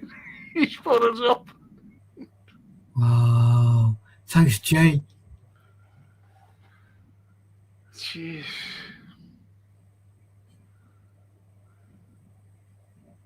He's brilliant, Jason, isn't he?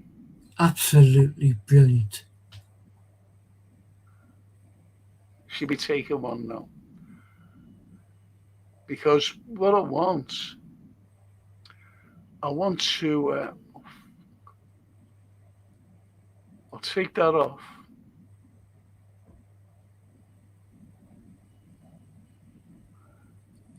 Right. I want to show you that. I don't show many books or anything. Liverpool characters and eccentrics. And you know the book I'm going to write, Anthony? Yeah. Me and you'll be going in it. We'll be one of the eccentrics.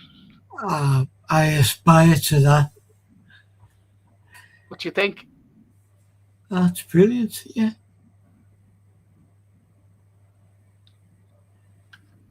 So we've got that. Got this one as well.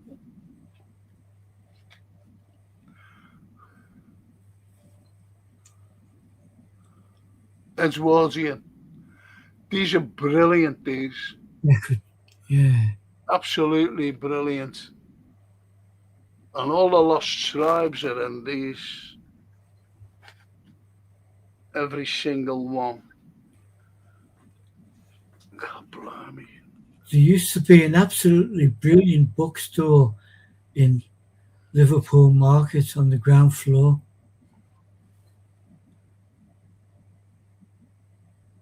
Wow.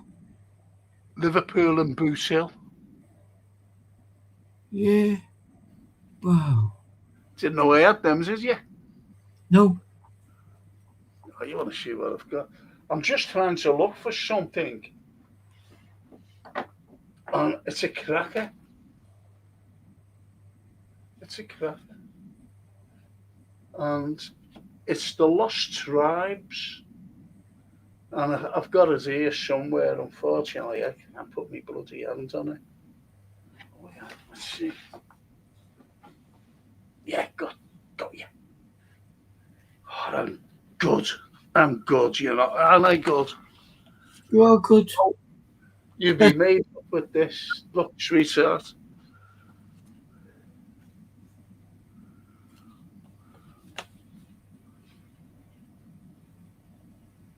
And these are the Lost Tribes.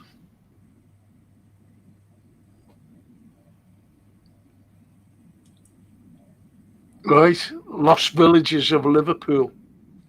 Yeah. And the Lost Villages is all around. And these are the tribes, by the way.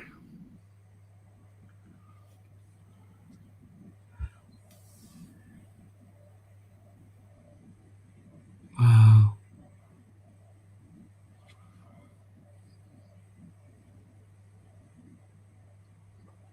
These are the Lost Tribes. Wonderful. So in years gone by, would have been different tribes that would have been allowed to converse and Yeah. talk to each other, you know, Scotland Road and from Gerard Gardens, Oh, yeah. the Irish and the Italians. The Irish and the Italians, yeah, from around Scotland Road. And that they're all in here. They're all in. Which is brilliant, to be honest. And there's the three of them.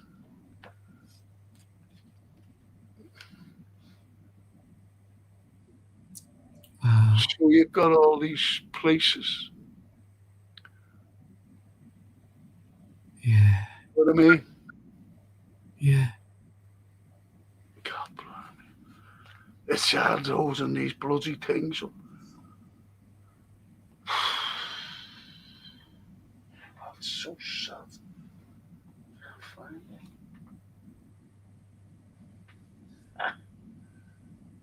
Do you know what I was looking for something, you know, the other night.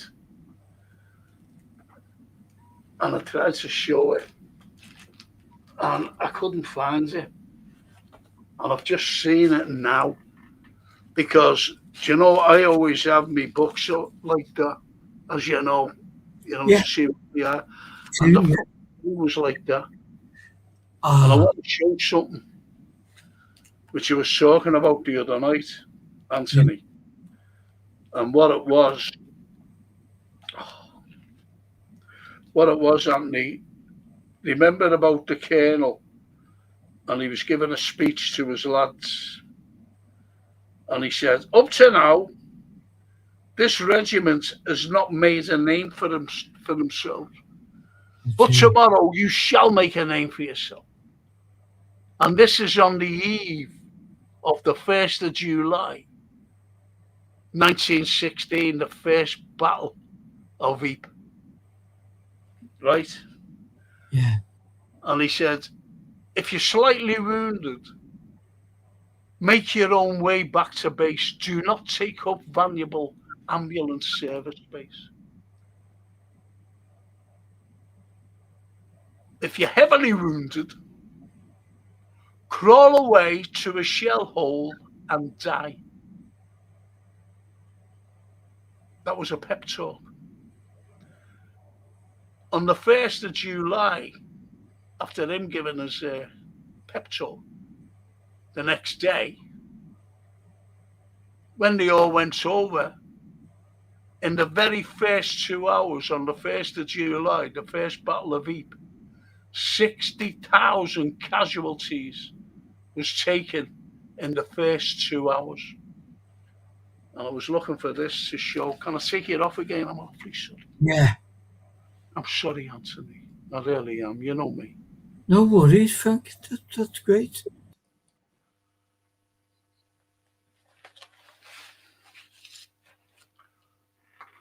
And there is the colonel with his troops, giving them that pep talk. Crawl away to a shell hole and die.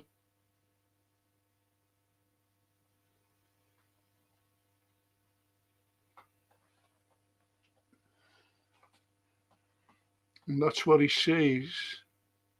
Where am I? Pep talk by senior officers before the battle was standard. And that was the pep talk, what I've just mentioned. And they all had to stand there with heavy packs on the back while this prac come up and told them.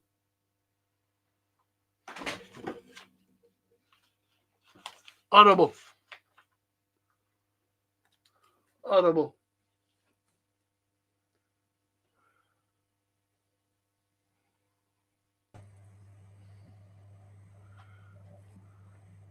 Horrible is right. Totally agree. I'll never guess who he was talking to. Who do you think the troops were? The Liverpool Scottish. The Liverpool Pals, I'm sorry. The Liverpool Pals. Who was slaughtered. And they were wiped out in the first 2 hours on that battle. The Liverpool Pals.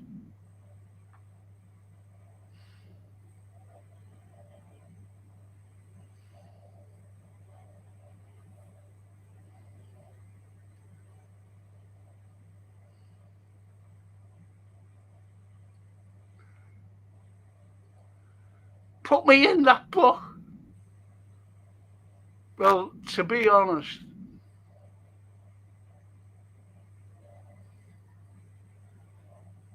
you've got to understand a few things.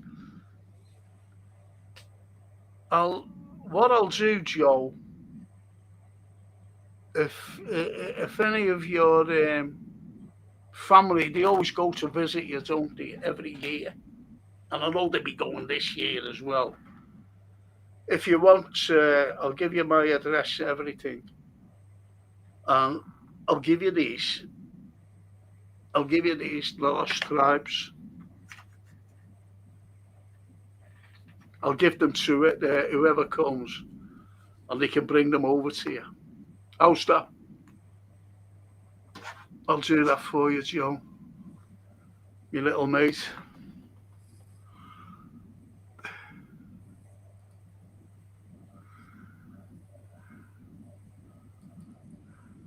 I've got on. What you mean? I love our girls and boys.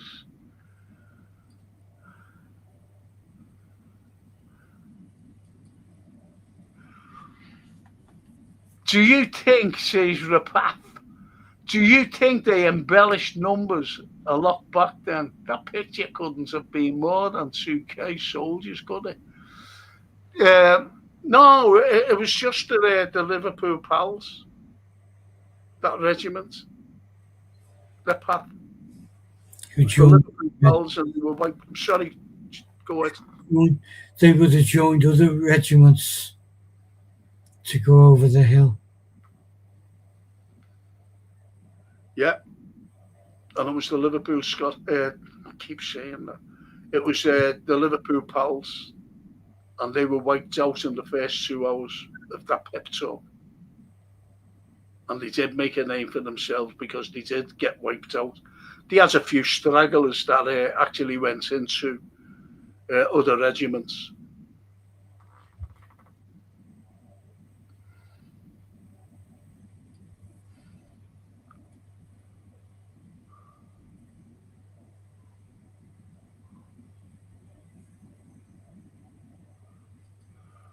And Donna says, who were they saving the ambulances for? They were saving the ambulances for the likes of wounded. Donna.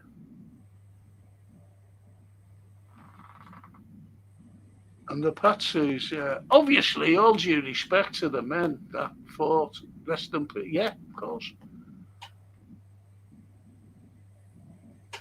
Of course. And the Patsies, oh, my apologies, Frank, 60k in 2 hours just seems unbelievable. Awful. Unbelievably awful. God bless them. Yeah. But it was shocking. I'm going to do something on a German with Anthony, one of our. She's a great big heroine of mine. And you might think a German, but I'll be doing it. Sounds awful, that doesn't it? I'll be doing it. But stop laughing, you.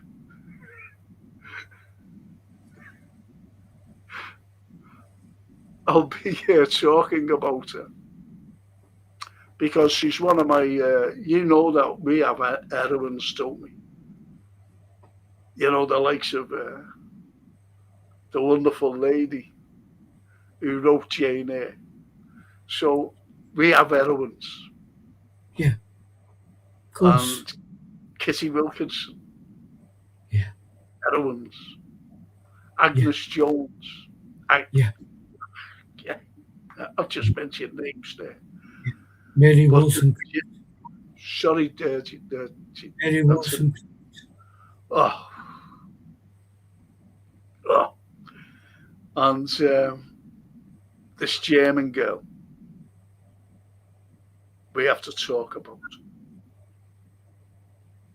Well, that'll be a little bit of international, then you see.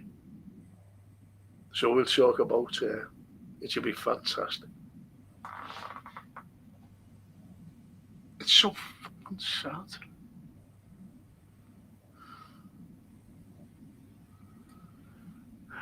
And Joe says, great show, by the way. I had a dentist in Rodney Street. Oh boy. I had typical bad teeth and got them fixed via the NHS. Anyways, I was always surprised. He gave me sweets when he... Just the worst. And you said you got sweets, didn't you?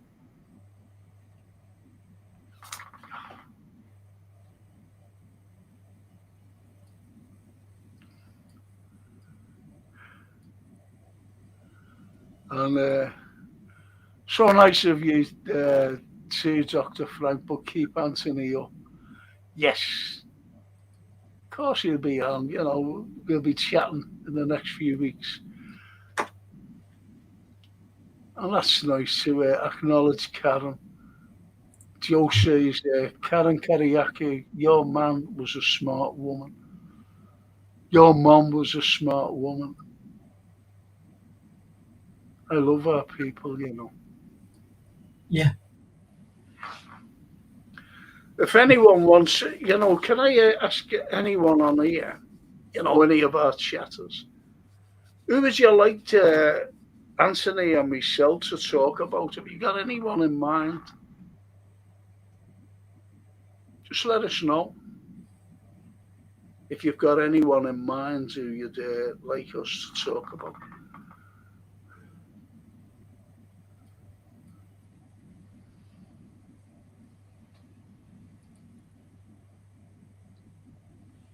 So it's,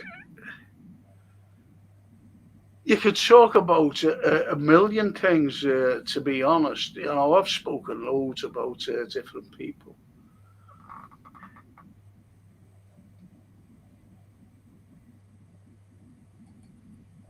Nikola Tesla, one of my heroes, and one of Anthony's heroes.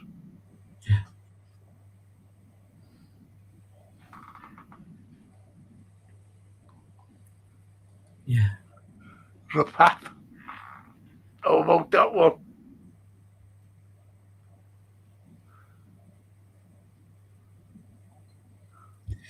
Yeah, I just throw darts and the picture of him.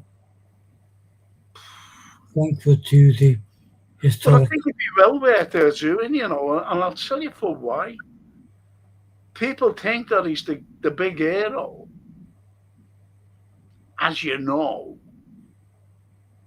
the big hero. And is he, Anthony? No. There you go. So we could talk about him. Yeah. Yeah. The Emperor's new clothes.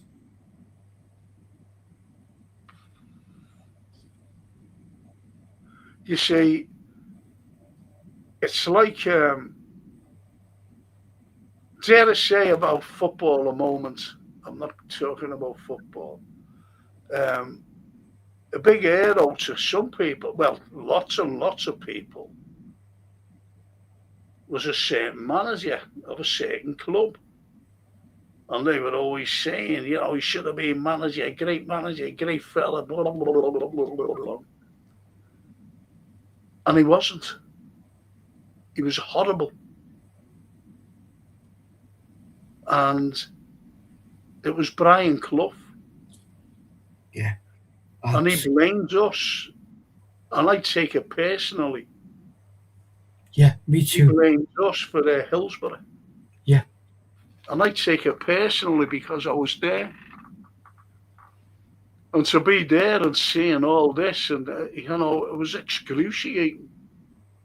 It was a bloody living nightmare, which, I still think about constantly. I can't even sing You Never Walk Alone anymore because I choke up. I just choke because I'm singing it for them. Yeah. Of course, you are. Yeah, and you always will. I mean, our beautiful young cousin was killed on that day. Well, And there then you go. to hear that shite prattle on. And when he said, it was all the drunken yobs that caused this, all those Liverpool drunken yobs. What a pillock.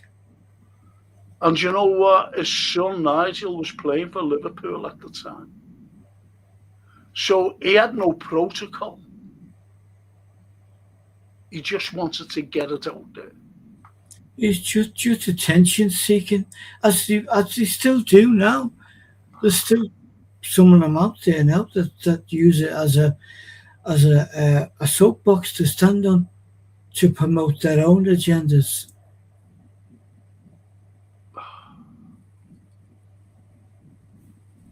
Shocking. I hate him. Your path.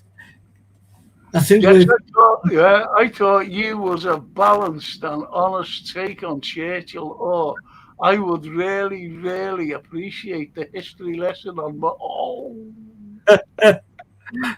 especially given what she said about us. A lot of politicians have said horrible things about us. Oh my word. But the Thatch, yeah, and Geoffrey Howe, their deputy leader, said about us. The whole cabinet was dysfunctional, to be polite. Hey. Oh my God. And Christopher says, I met a man that was researching the Liverpool Pals. I can't remember his name. He had a poem that I faintly remember, but I strummed along to it for him on guitar. Oh, go away.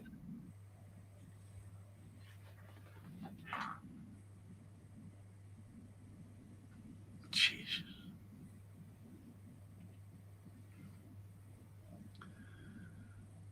Can't blame me. What have we been talking about tonight? It's incredible, isn't it?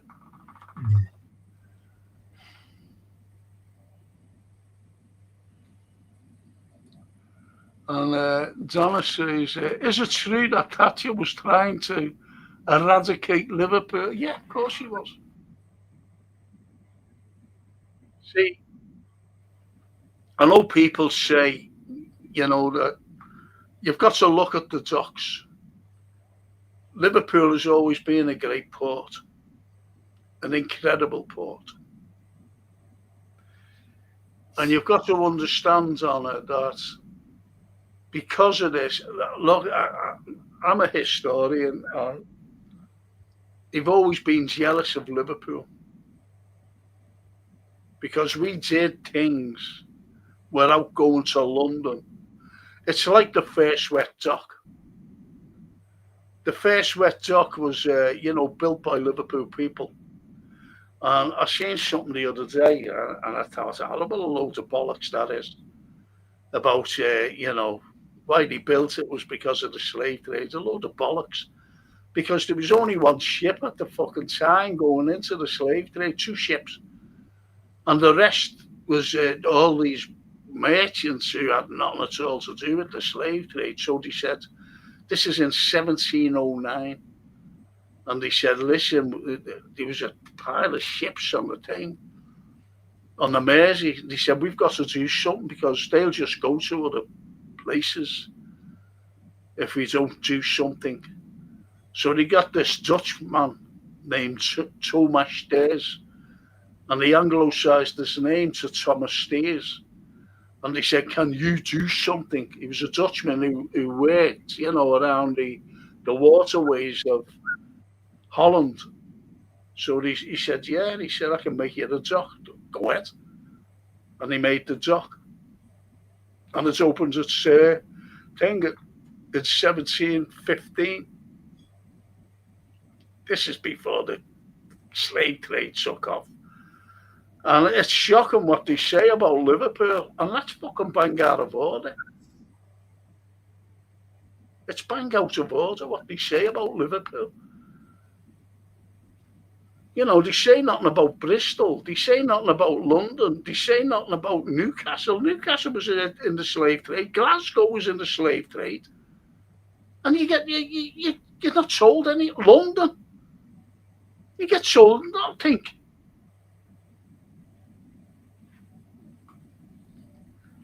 And the amount of, Liverpool was known as 1,000, the port of 1,000 ships. So, it was well exaggerated, but the most slaves didn't come from Liverpool.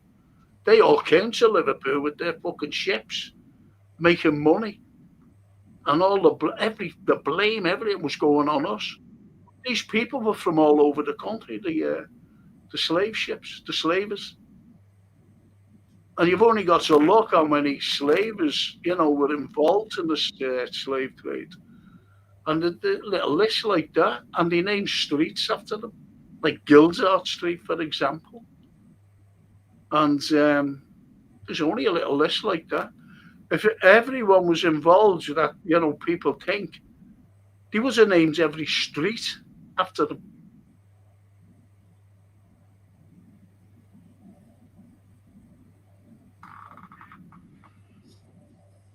So Liverpool has always been, the city that was jealous of. And Christopher said it was the first time. This is the fella he wrote a poem about the Pals, and he was strumming along to it. First time he had heard it to music. It's only now I realise what that meant to him. Yeah. Okay. Yeah. Barry says, I wish old Jack the Ripper was a been around 100 years later when Thatcher was big.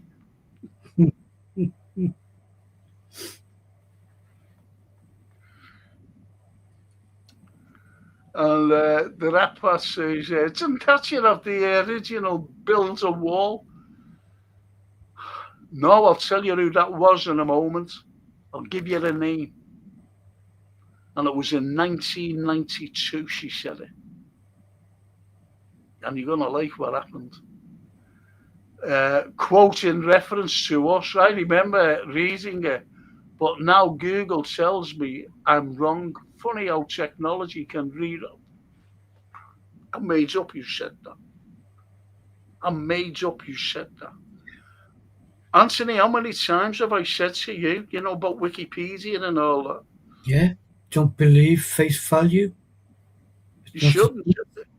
You shouldn't. And it's like what's going on today. Now, I'll tell you who that is, Ripap, and what has happened. It was a woman from Billericay, Tory MP from Billericay in Essex. And her name was Theresa Gorman.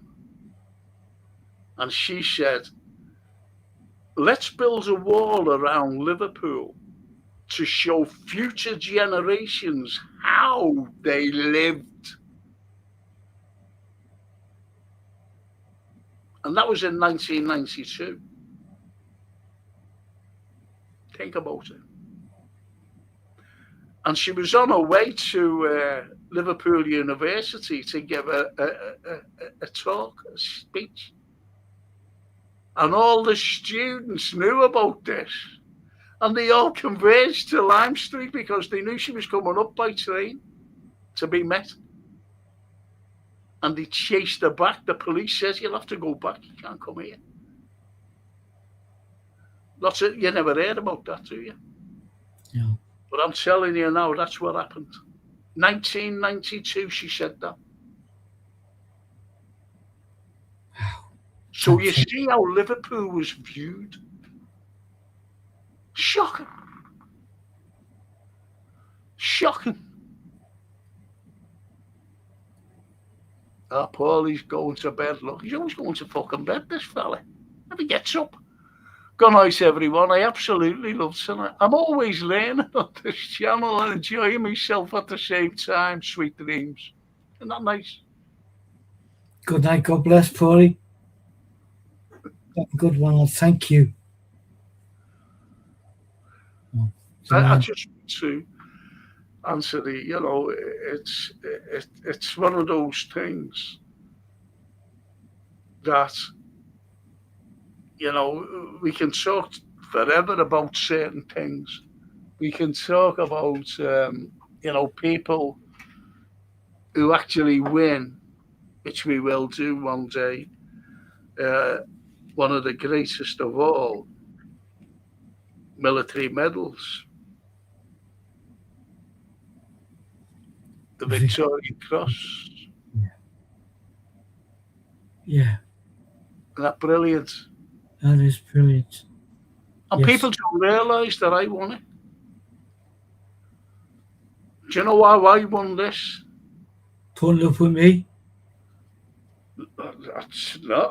I'm being honest with you. I won it by going to Goodison Park to see a derby.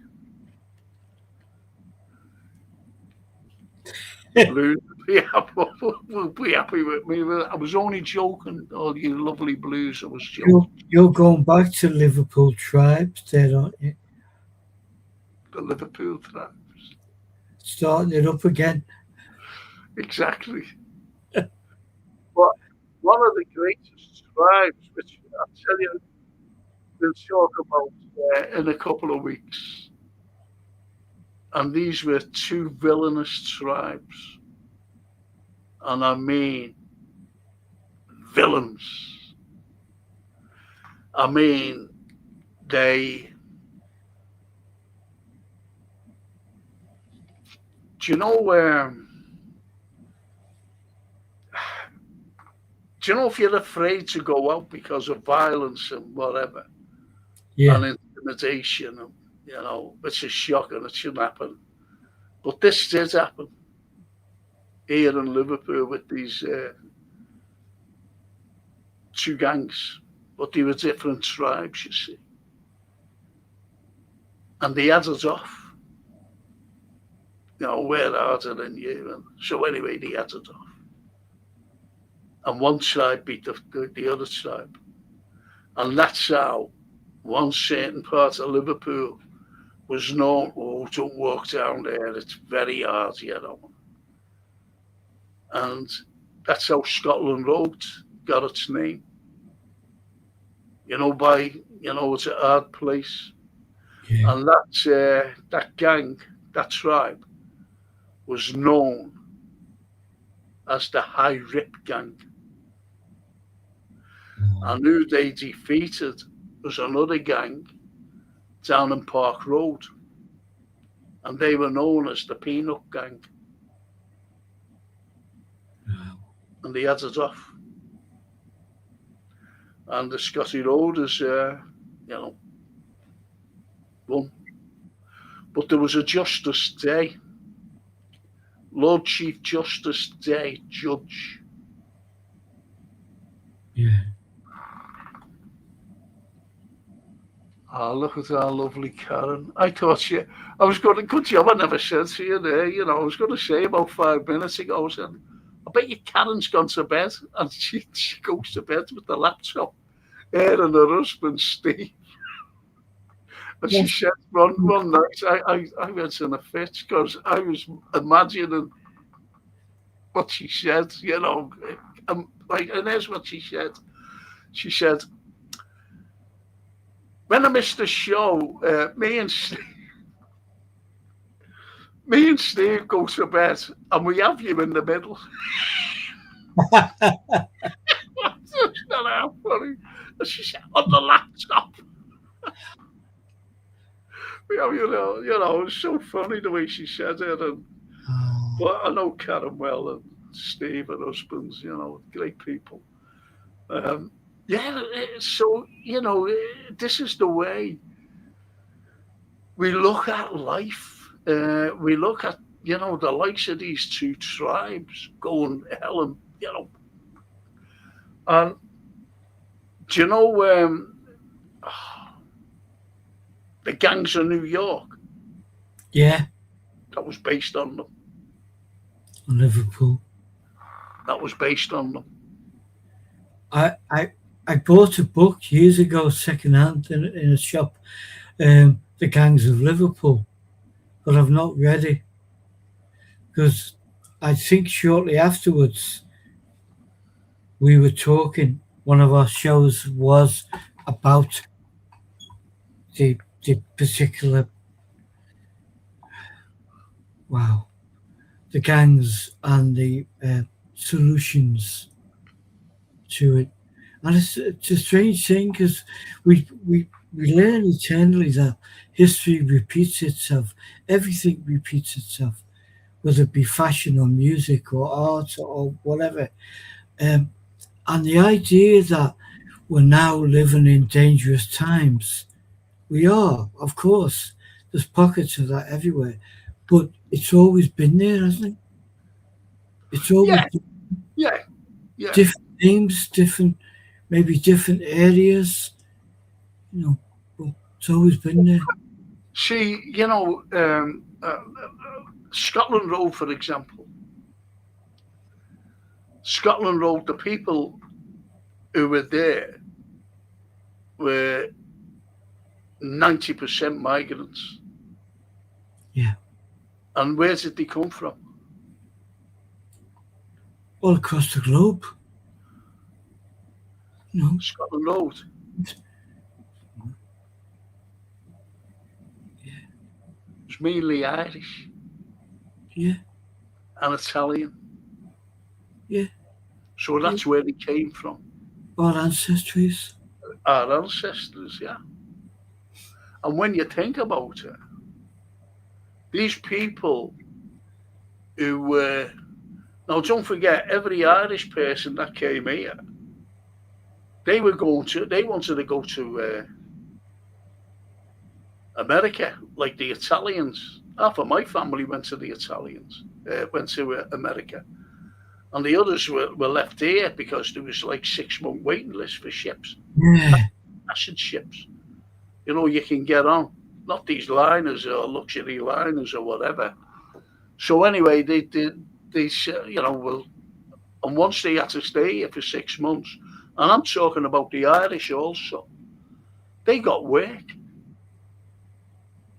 They got work, and they just want to stay here rather than sailing, for a couple of weeks, 6 weeks across the Atlantic. Yeah. And so they stayed. And the likes of, you've heard of Zanzi Pat, haven't you? Absolutely. Yeah. Yeah. And he helped them because he was Irish. Yeah. And he helped people to get work. Sorry, go on. The Morning Star pub, Dandy Yeah. Patrick Byrne. And they built a monument to him, didn't they? Like a sort of like a fountain that never worked anyway, but it was beautiful. Was Zanzi Pat, because he helped. He was a philanthropist. He did, and he wanted to look after his country folk, and he did. A legend, absolute legend. As there are many, and we love them all. But as for his monument, it went the same way as every other council department, and they skipped it. And it was our dear friend Michael Kelly who kind of was part of the tracking down of where it was, and he didn't have it all. They only had like the base plinth, and it's now, or it was, It is restored. St. Anthony's Church, St. Anthony's Church. which is Do you know people? I'm sorry, go on. Just that to me is fitting because it became the church of the Irish and the Italian community, didn't it? Well, that's why when migrants came into Liverpool, go anywhere, like, we could go to America. You and I could pack up and go to America.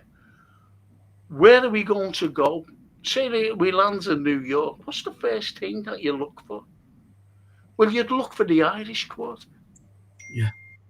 Yes. I'd look for the Italian, Little Italy. Yeah. And we has a Little Italy here. Yeah. And we destroyed it.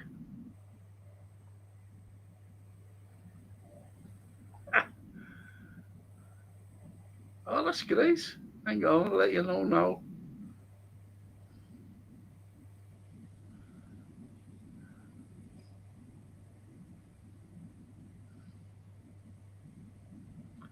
Joe will be with us on Monday. Fantastic. There we go. Let's to get our Hawaiian shirts out then. Donna says, I had family members in Scotty Road gang. I've been told, most probably, yeah. You're right, Donna, yeah, you would have done. I was talking to Donna last night, she had this fucking dog and I kept barking. It was just barking all the time. I said, I can't talk to you anymore. I'm sorry. I was missing on what she was saying. Know what I mean? She was saying, I love you, Frank, please, Frank, I love you. But the dog was barking all the time. And I say, what are you saying there? And she was telling her to shut up. And she said, it's jealous. It's a jealous dog, You're going to lose your throat. Oh, Frank, run away with me. The dog was barking. Rapat says, with regards to Thatcher, does one of them say something along the lines of, let them, in brackets Liverpool, rot until the rats eat their babies? or similar atrocious remark. Yeah, it was. It was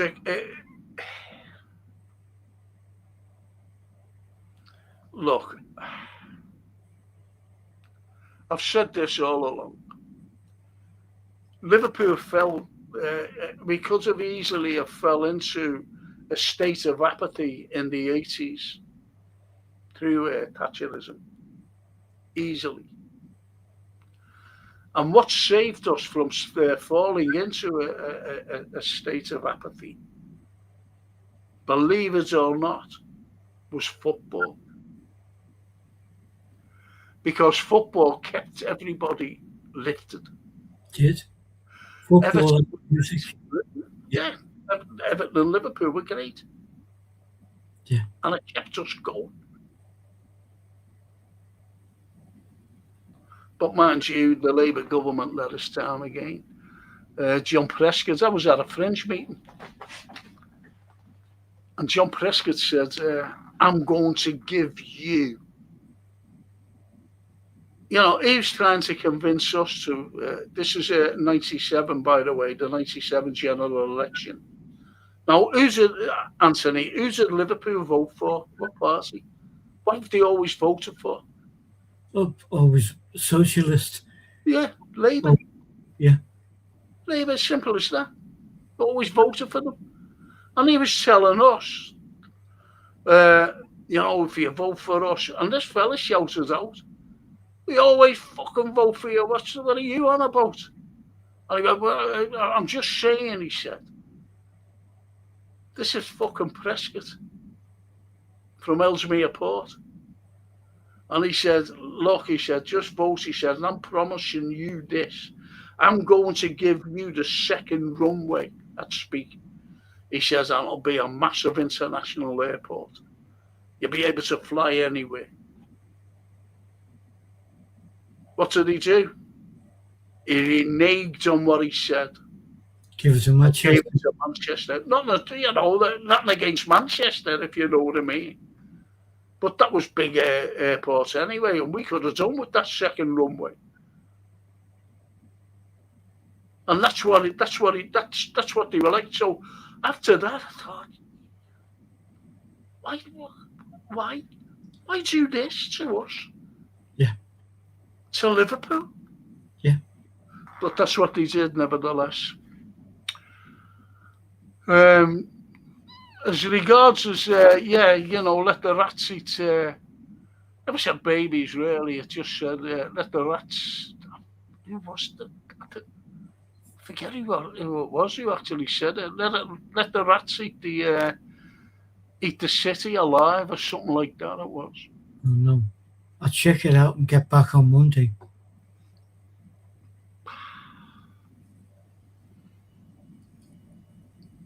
And lovely Karen says, you are always in the middle of us in bed. There's so much to listen to. Love the show as always. He was always in the middle of us in bed. I get everywhere.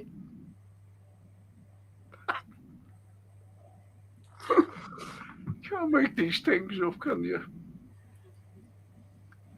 That is Johan. So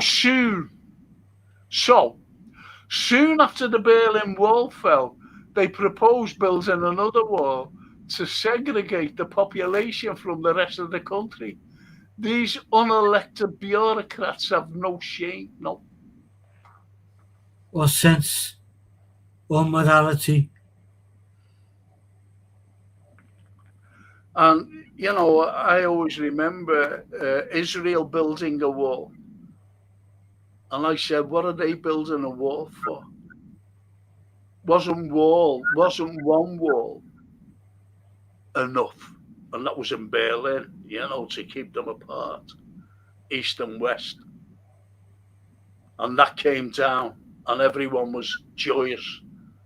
Yeah. And they're building, that's what I said at the time about Israel building a wall. But you know why they built the wall, don't you now? You all know why.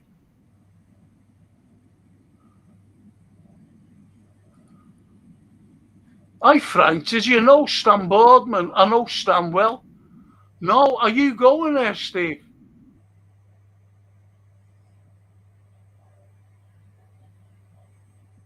I fancy might be on with him. You know, because she goes on the stage, doesn't she? She's on the circuit, yeah.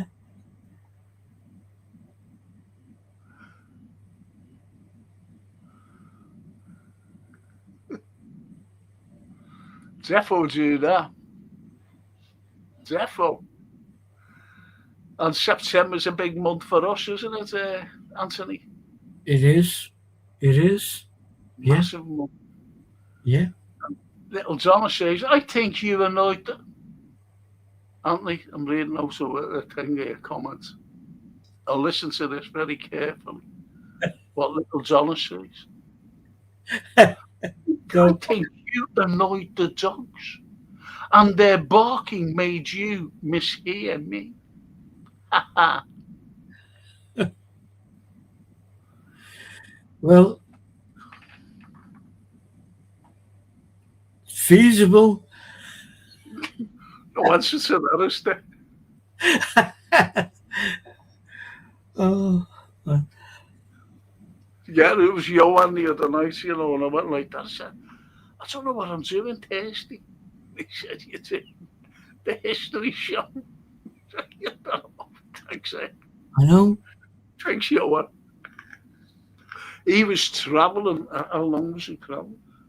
I think he was travelling for nearly 24 hours from getting from one part of India to another. Wow. Johan. Well, He said, that's why I haven't been on. Thank you for getting off the bus to join us tonight. Yeah. Casey. Johan.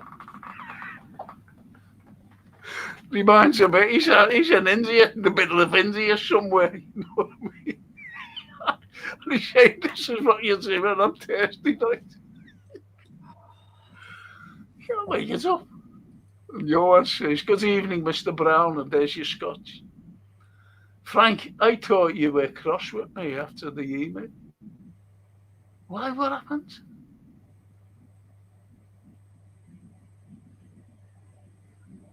No, I've never been cross with you in my life. Get out of it. Chief. You are one of our heroes, Mr. Kindness.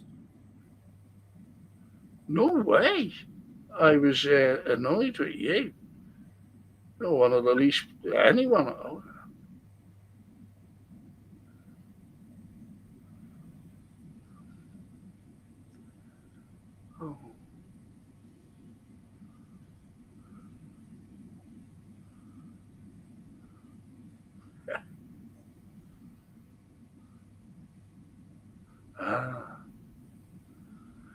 I'm just reading this out now. I'll read this later on.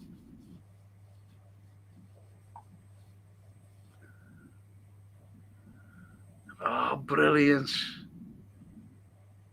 Thank you. I'll read this and it's all, and it says, I'm going to phone. I'm sorry about this, mate, but I'll have to give you a phone call after the show. It's only about the email. Is that all right? Yeah, of course. Because you'll be surprised. No, I'd never, ever, ever get annoyed with you. Yeah, look. 20-hour journey, Frank, from Jaipur to Shimla. 20 hours.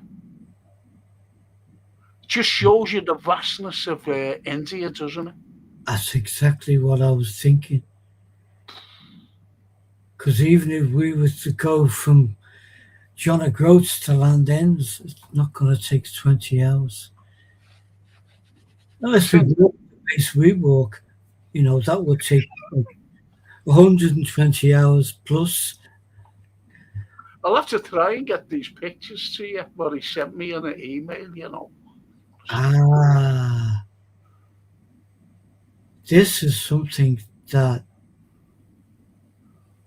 we may have talked about. Fantastic, you know. He Pictures. was Sherlock Johann. Young John is going. Look, I'm going now, and thanks for that chat last night, Frank. I giggled all night. All as I was, all as I was saying to Donna was, "Shut that fucking dog up." So, if you can't shut that dog up, I said I can't. I won't finish the conversation. Simple as that. That was a fucking nuisance. Oh, beaut. So, what do you think about tonight, Mister? I think we've been through the range of emotions tonight. Yes, we have. From what a horrible, murdering atrocity Yes, to Jack the Ripper as well. yes. Jack the Kipper. Because, like, to do it in its entirety, to get the letters as well, to get the victims, to see why there was only 5, to see why the month of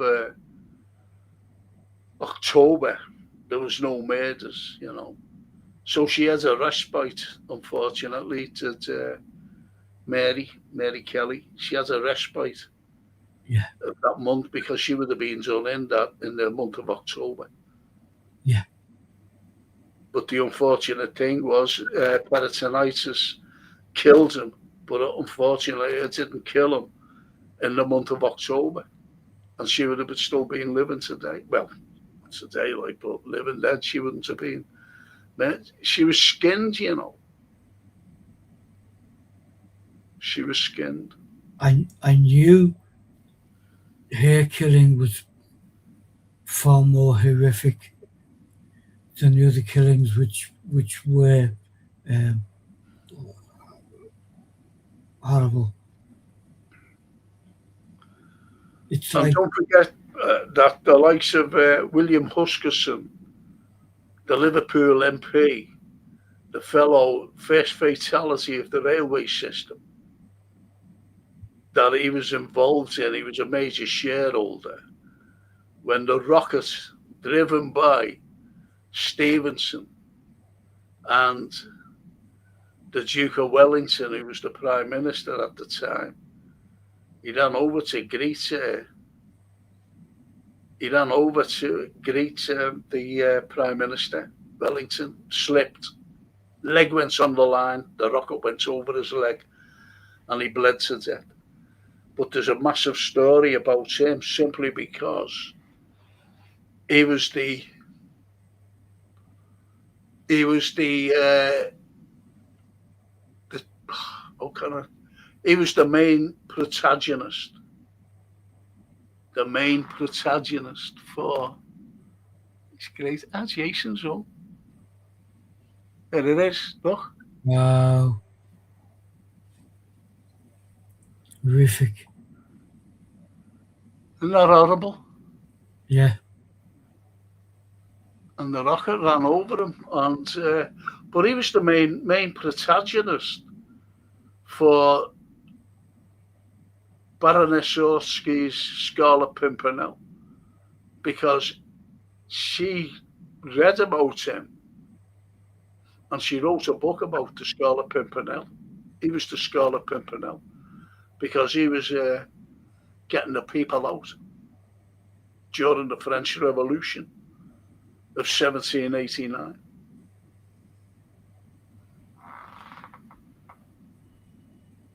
Mad, isn't it?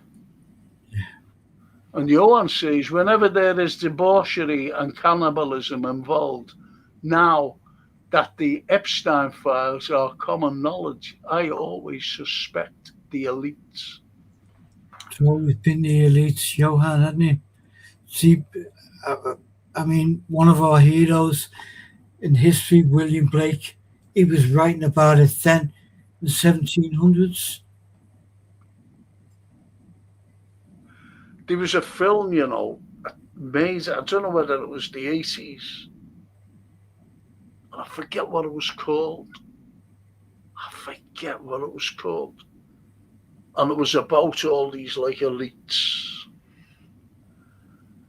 And you should have, it's what Johan's just said. And I forget what the film was made. I forget the name of the film. And I'm sure Helen Mirren was in it. I'm sure she was in it. She was a young actress, or younger then. What was it called? Forget it. I forget but it was about these elites. Yes. And should have seen that was debauchery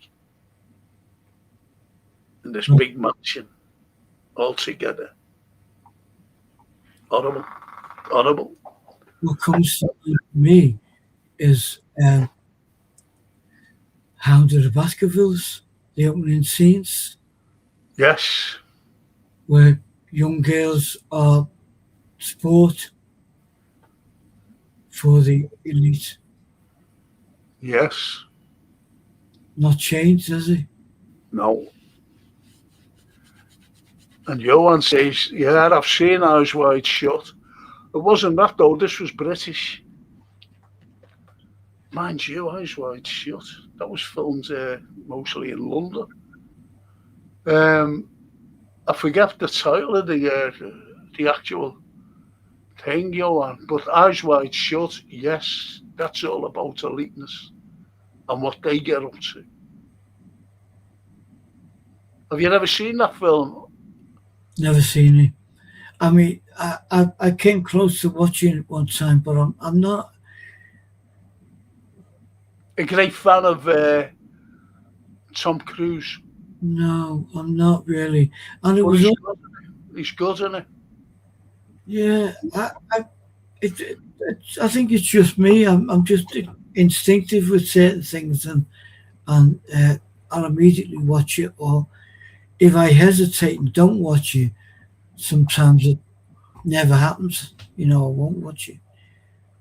Well, yeah. Remember when it came out?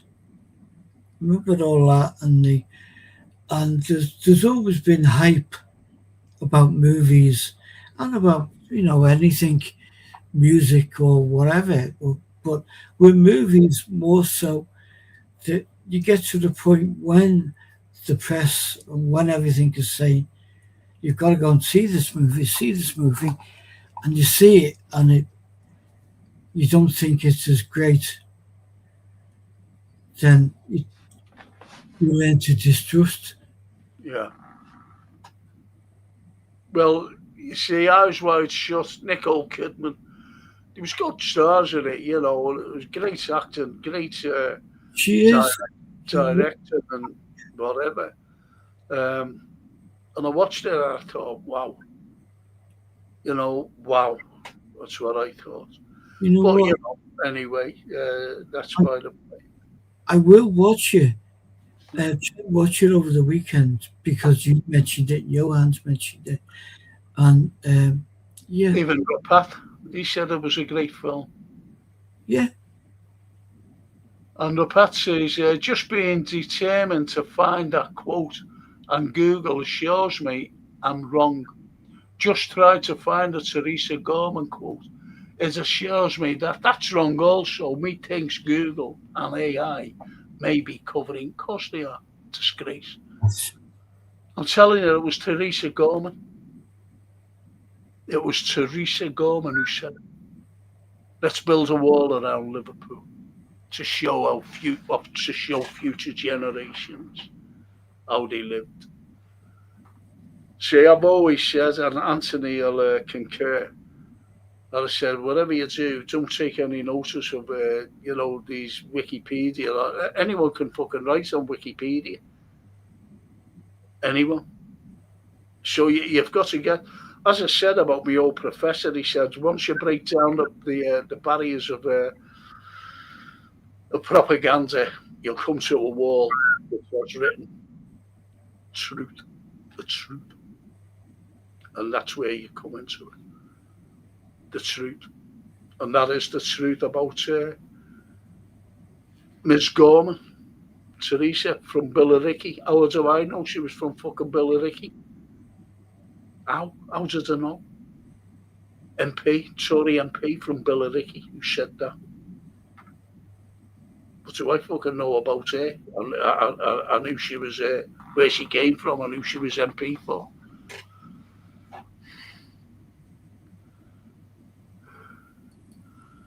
And that's when right past CEO and great film, you know, Eyes Wide Shut. Recaptured last week, yeah. And Johan says to Rapat, Wikipedia used to call Jimmy Dore a COVID conspiracy theorist. There you go.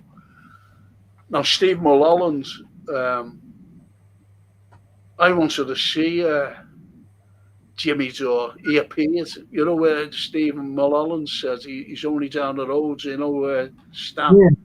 Well, I know Stan. Stan's been on the show and everything. Cracking fella. I love him, honestly. And do you know the 70th anniversary of the bombing of Liverpool, the Blitz? Yeah. I don't know whether it's the 60th or the 70th. I'm not quite too sure now. Anyway, they had a big podium in Church Street, and they had a thing all blocked off where there was entertainers, sports people, and old veterans, you know. Yeah. And I'm sitting there. They had me to go down, so I'm sitting there, and I was one of the speakers. Oh, my so they called me up. They said, I know we have Frank. And anyway, Stan was sitting next to John Conte. And he went, oh, fucking hell, he says, we're going to be here all fucking night with him. And it was only 1 o'clock in the afternoon. We're going to be here all fucking night with him, he said. Isn't that lovely? Yeah. Stan for you. I've never Stan. I've heard so much about him, and we've nearly, but not quite, not met. I met John Conte once, yeah. And the past says here, I saw Jimmy Dore at the Comedy Club at Vauxhall Road last year. Great fighter for the people, workers' rights. And Rapat, listen, Steve Mulholland, I watched Jimmy Dore. And you know, when it comes up saying I'm appearing there, I'm appearing there. And I knew that he was appearing in Liverpool, and I thought it was around September he was coming. I said, he must be coming then, great, you know, so I had that in my mind. And Steve Mulholland, when I had, he said, Frank, he said, I was watching, I went and seen Jimmy Dore. He said, at the Comedy Club where you live. Remember that, Anthony? And I said, I wanted to go there. I wanted to go. And I didn't know that he was there, yeah. And I actually commented on a show, you know, because I do watch him. And I comment, and he let it out. Well, Steph, you know, his wife, she let it out. And he said, Frank, he said, you know, it was a great night. And he said, but I won't be doing that again. He said, it was too arduous. But at least he let it out. And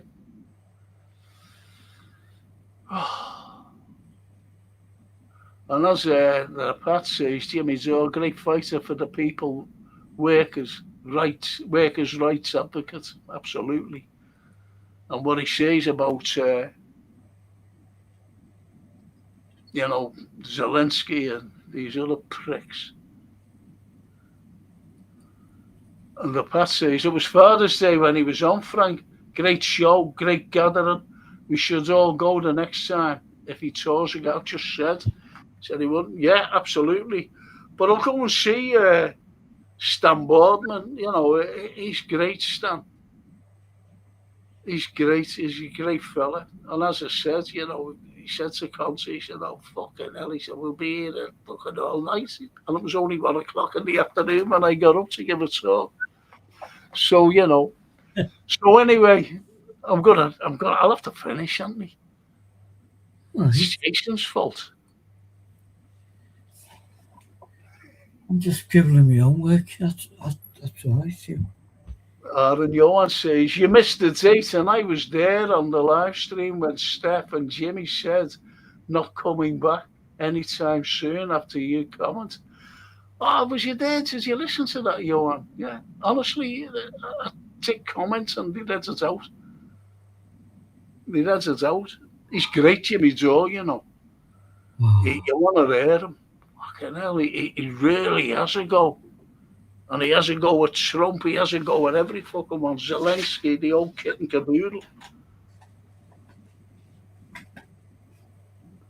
So on that wonderful note, I don't know what Anthony's doing. I'm scribbling my own work. Oh, right, okay then. Definitely. Sometimes my brain goes to sleep, so goes in one ear, out the other ear, and I'm trying to catch the thoughts. So, but yeah, no, I'm on it.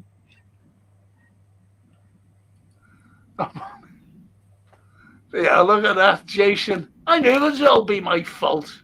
Night, gents. Night all. Night, Jason. Thank you for the good stuff. Been great.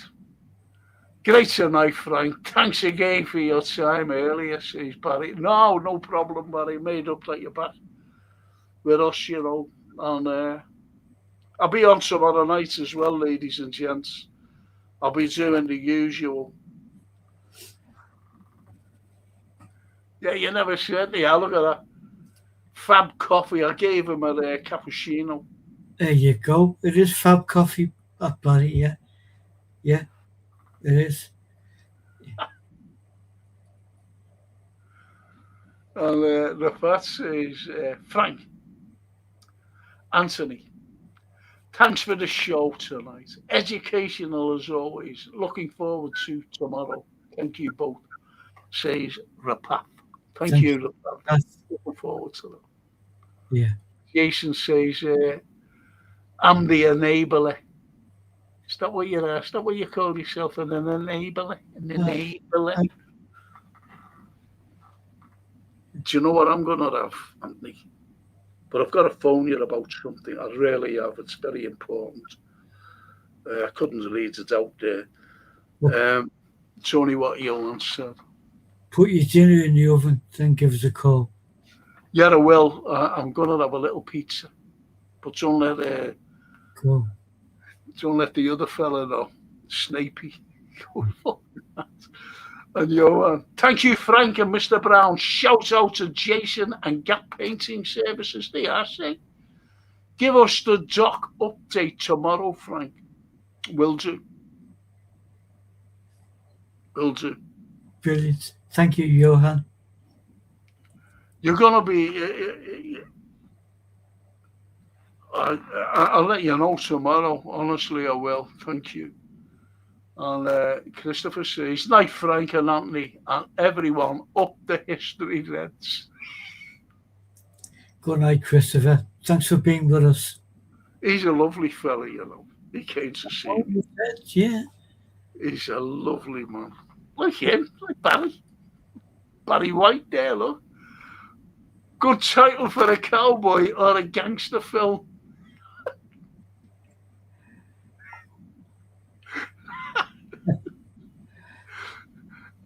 And Snapey would say, lay off the carbs, Frank, and he was as well. And as Barry says, the enabler starring Jason. Yeah, the enabler, yeah. Anyway, boys and girls, so have you enjoyed it tonight, Anthony? I have enjoyed it, Frank. I have. Great, and we have to thank our wonderful Gap Painting Services for sponsoring the show, as you know. And also, Also, who do Jason, obviously, you know, our great producer. Jason's Who we thank most, Anthony? is our wonderful chat family, and it is a family for the wonderful comments, the direction shifts, which are always magical, and just for being with us. Fab, It's as simple as that, isn't it? yeah, For being with us. That's what it's all about. yeah. That's what it's all about, and we try to do everything. I'll be going to bed in the middle of Steve and Karen Kariakou.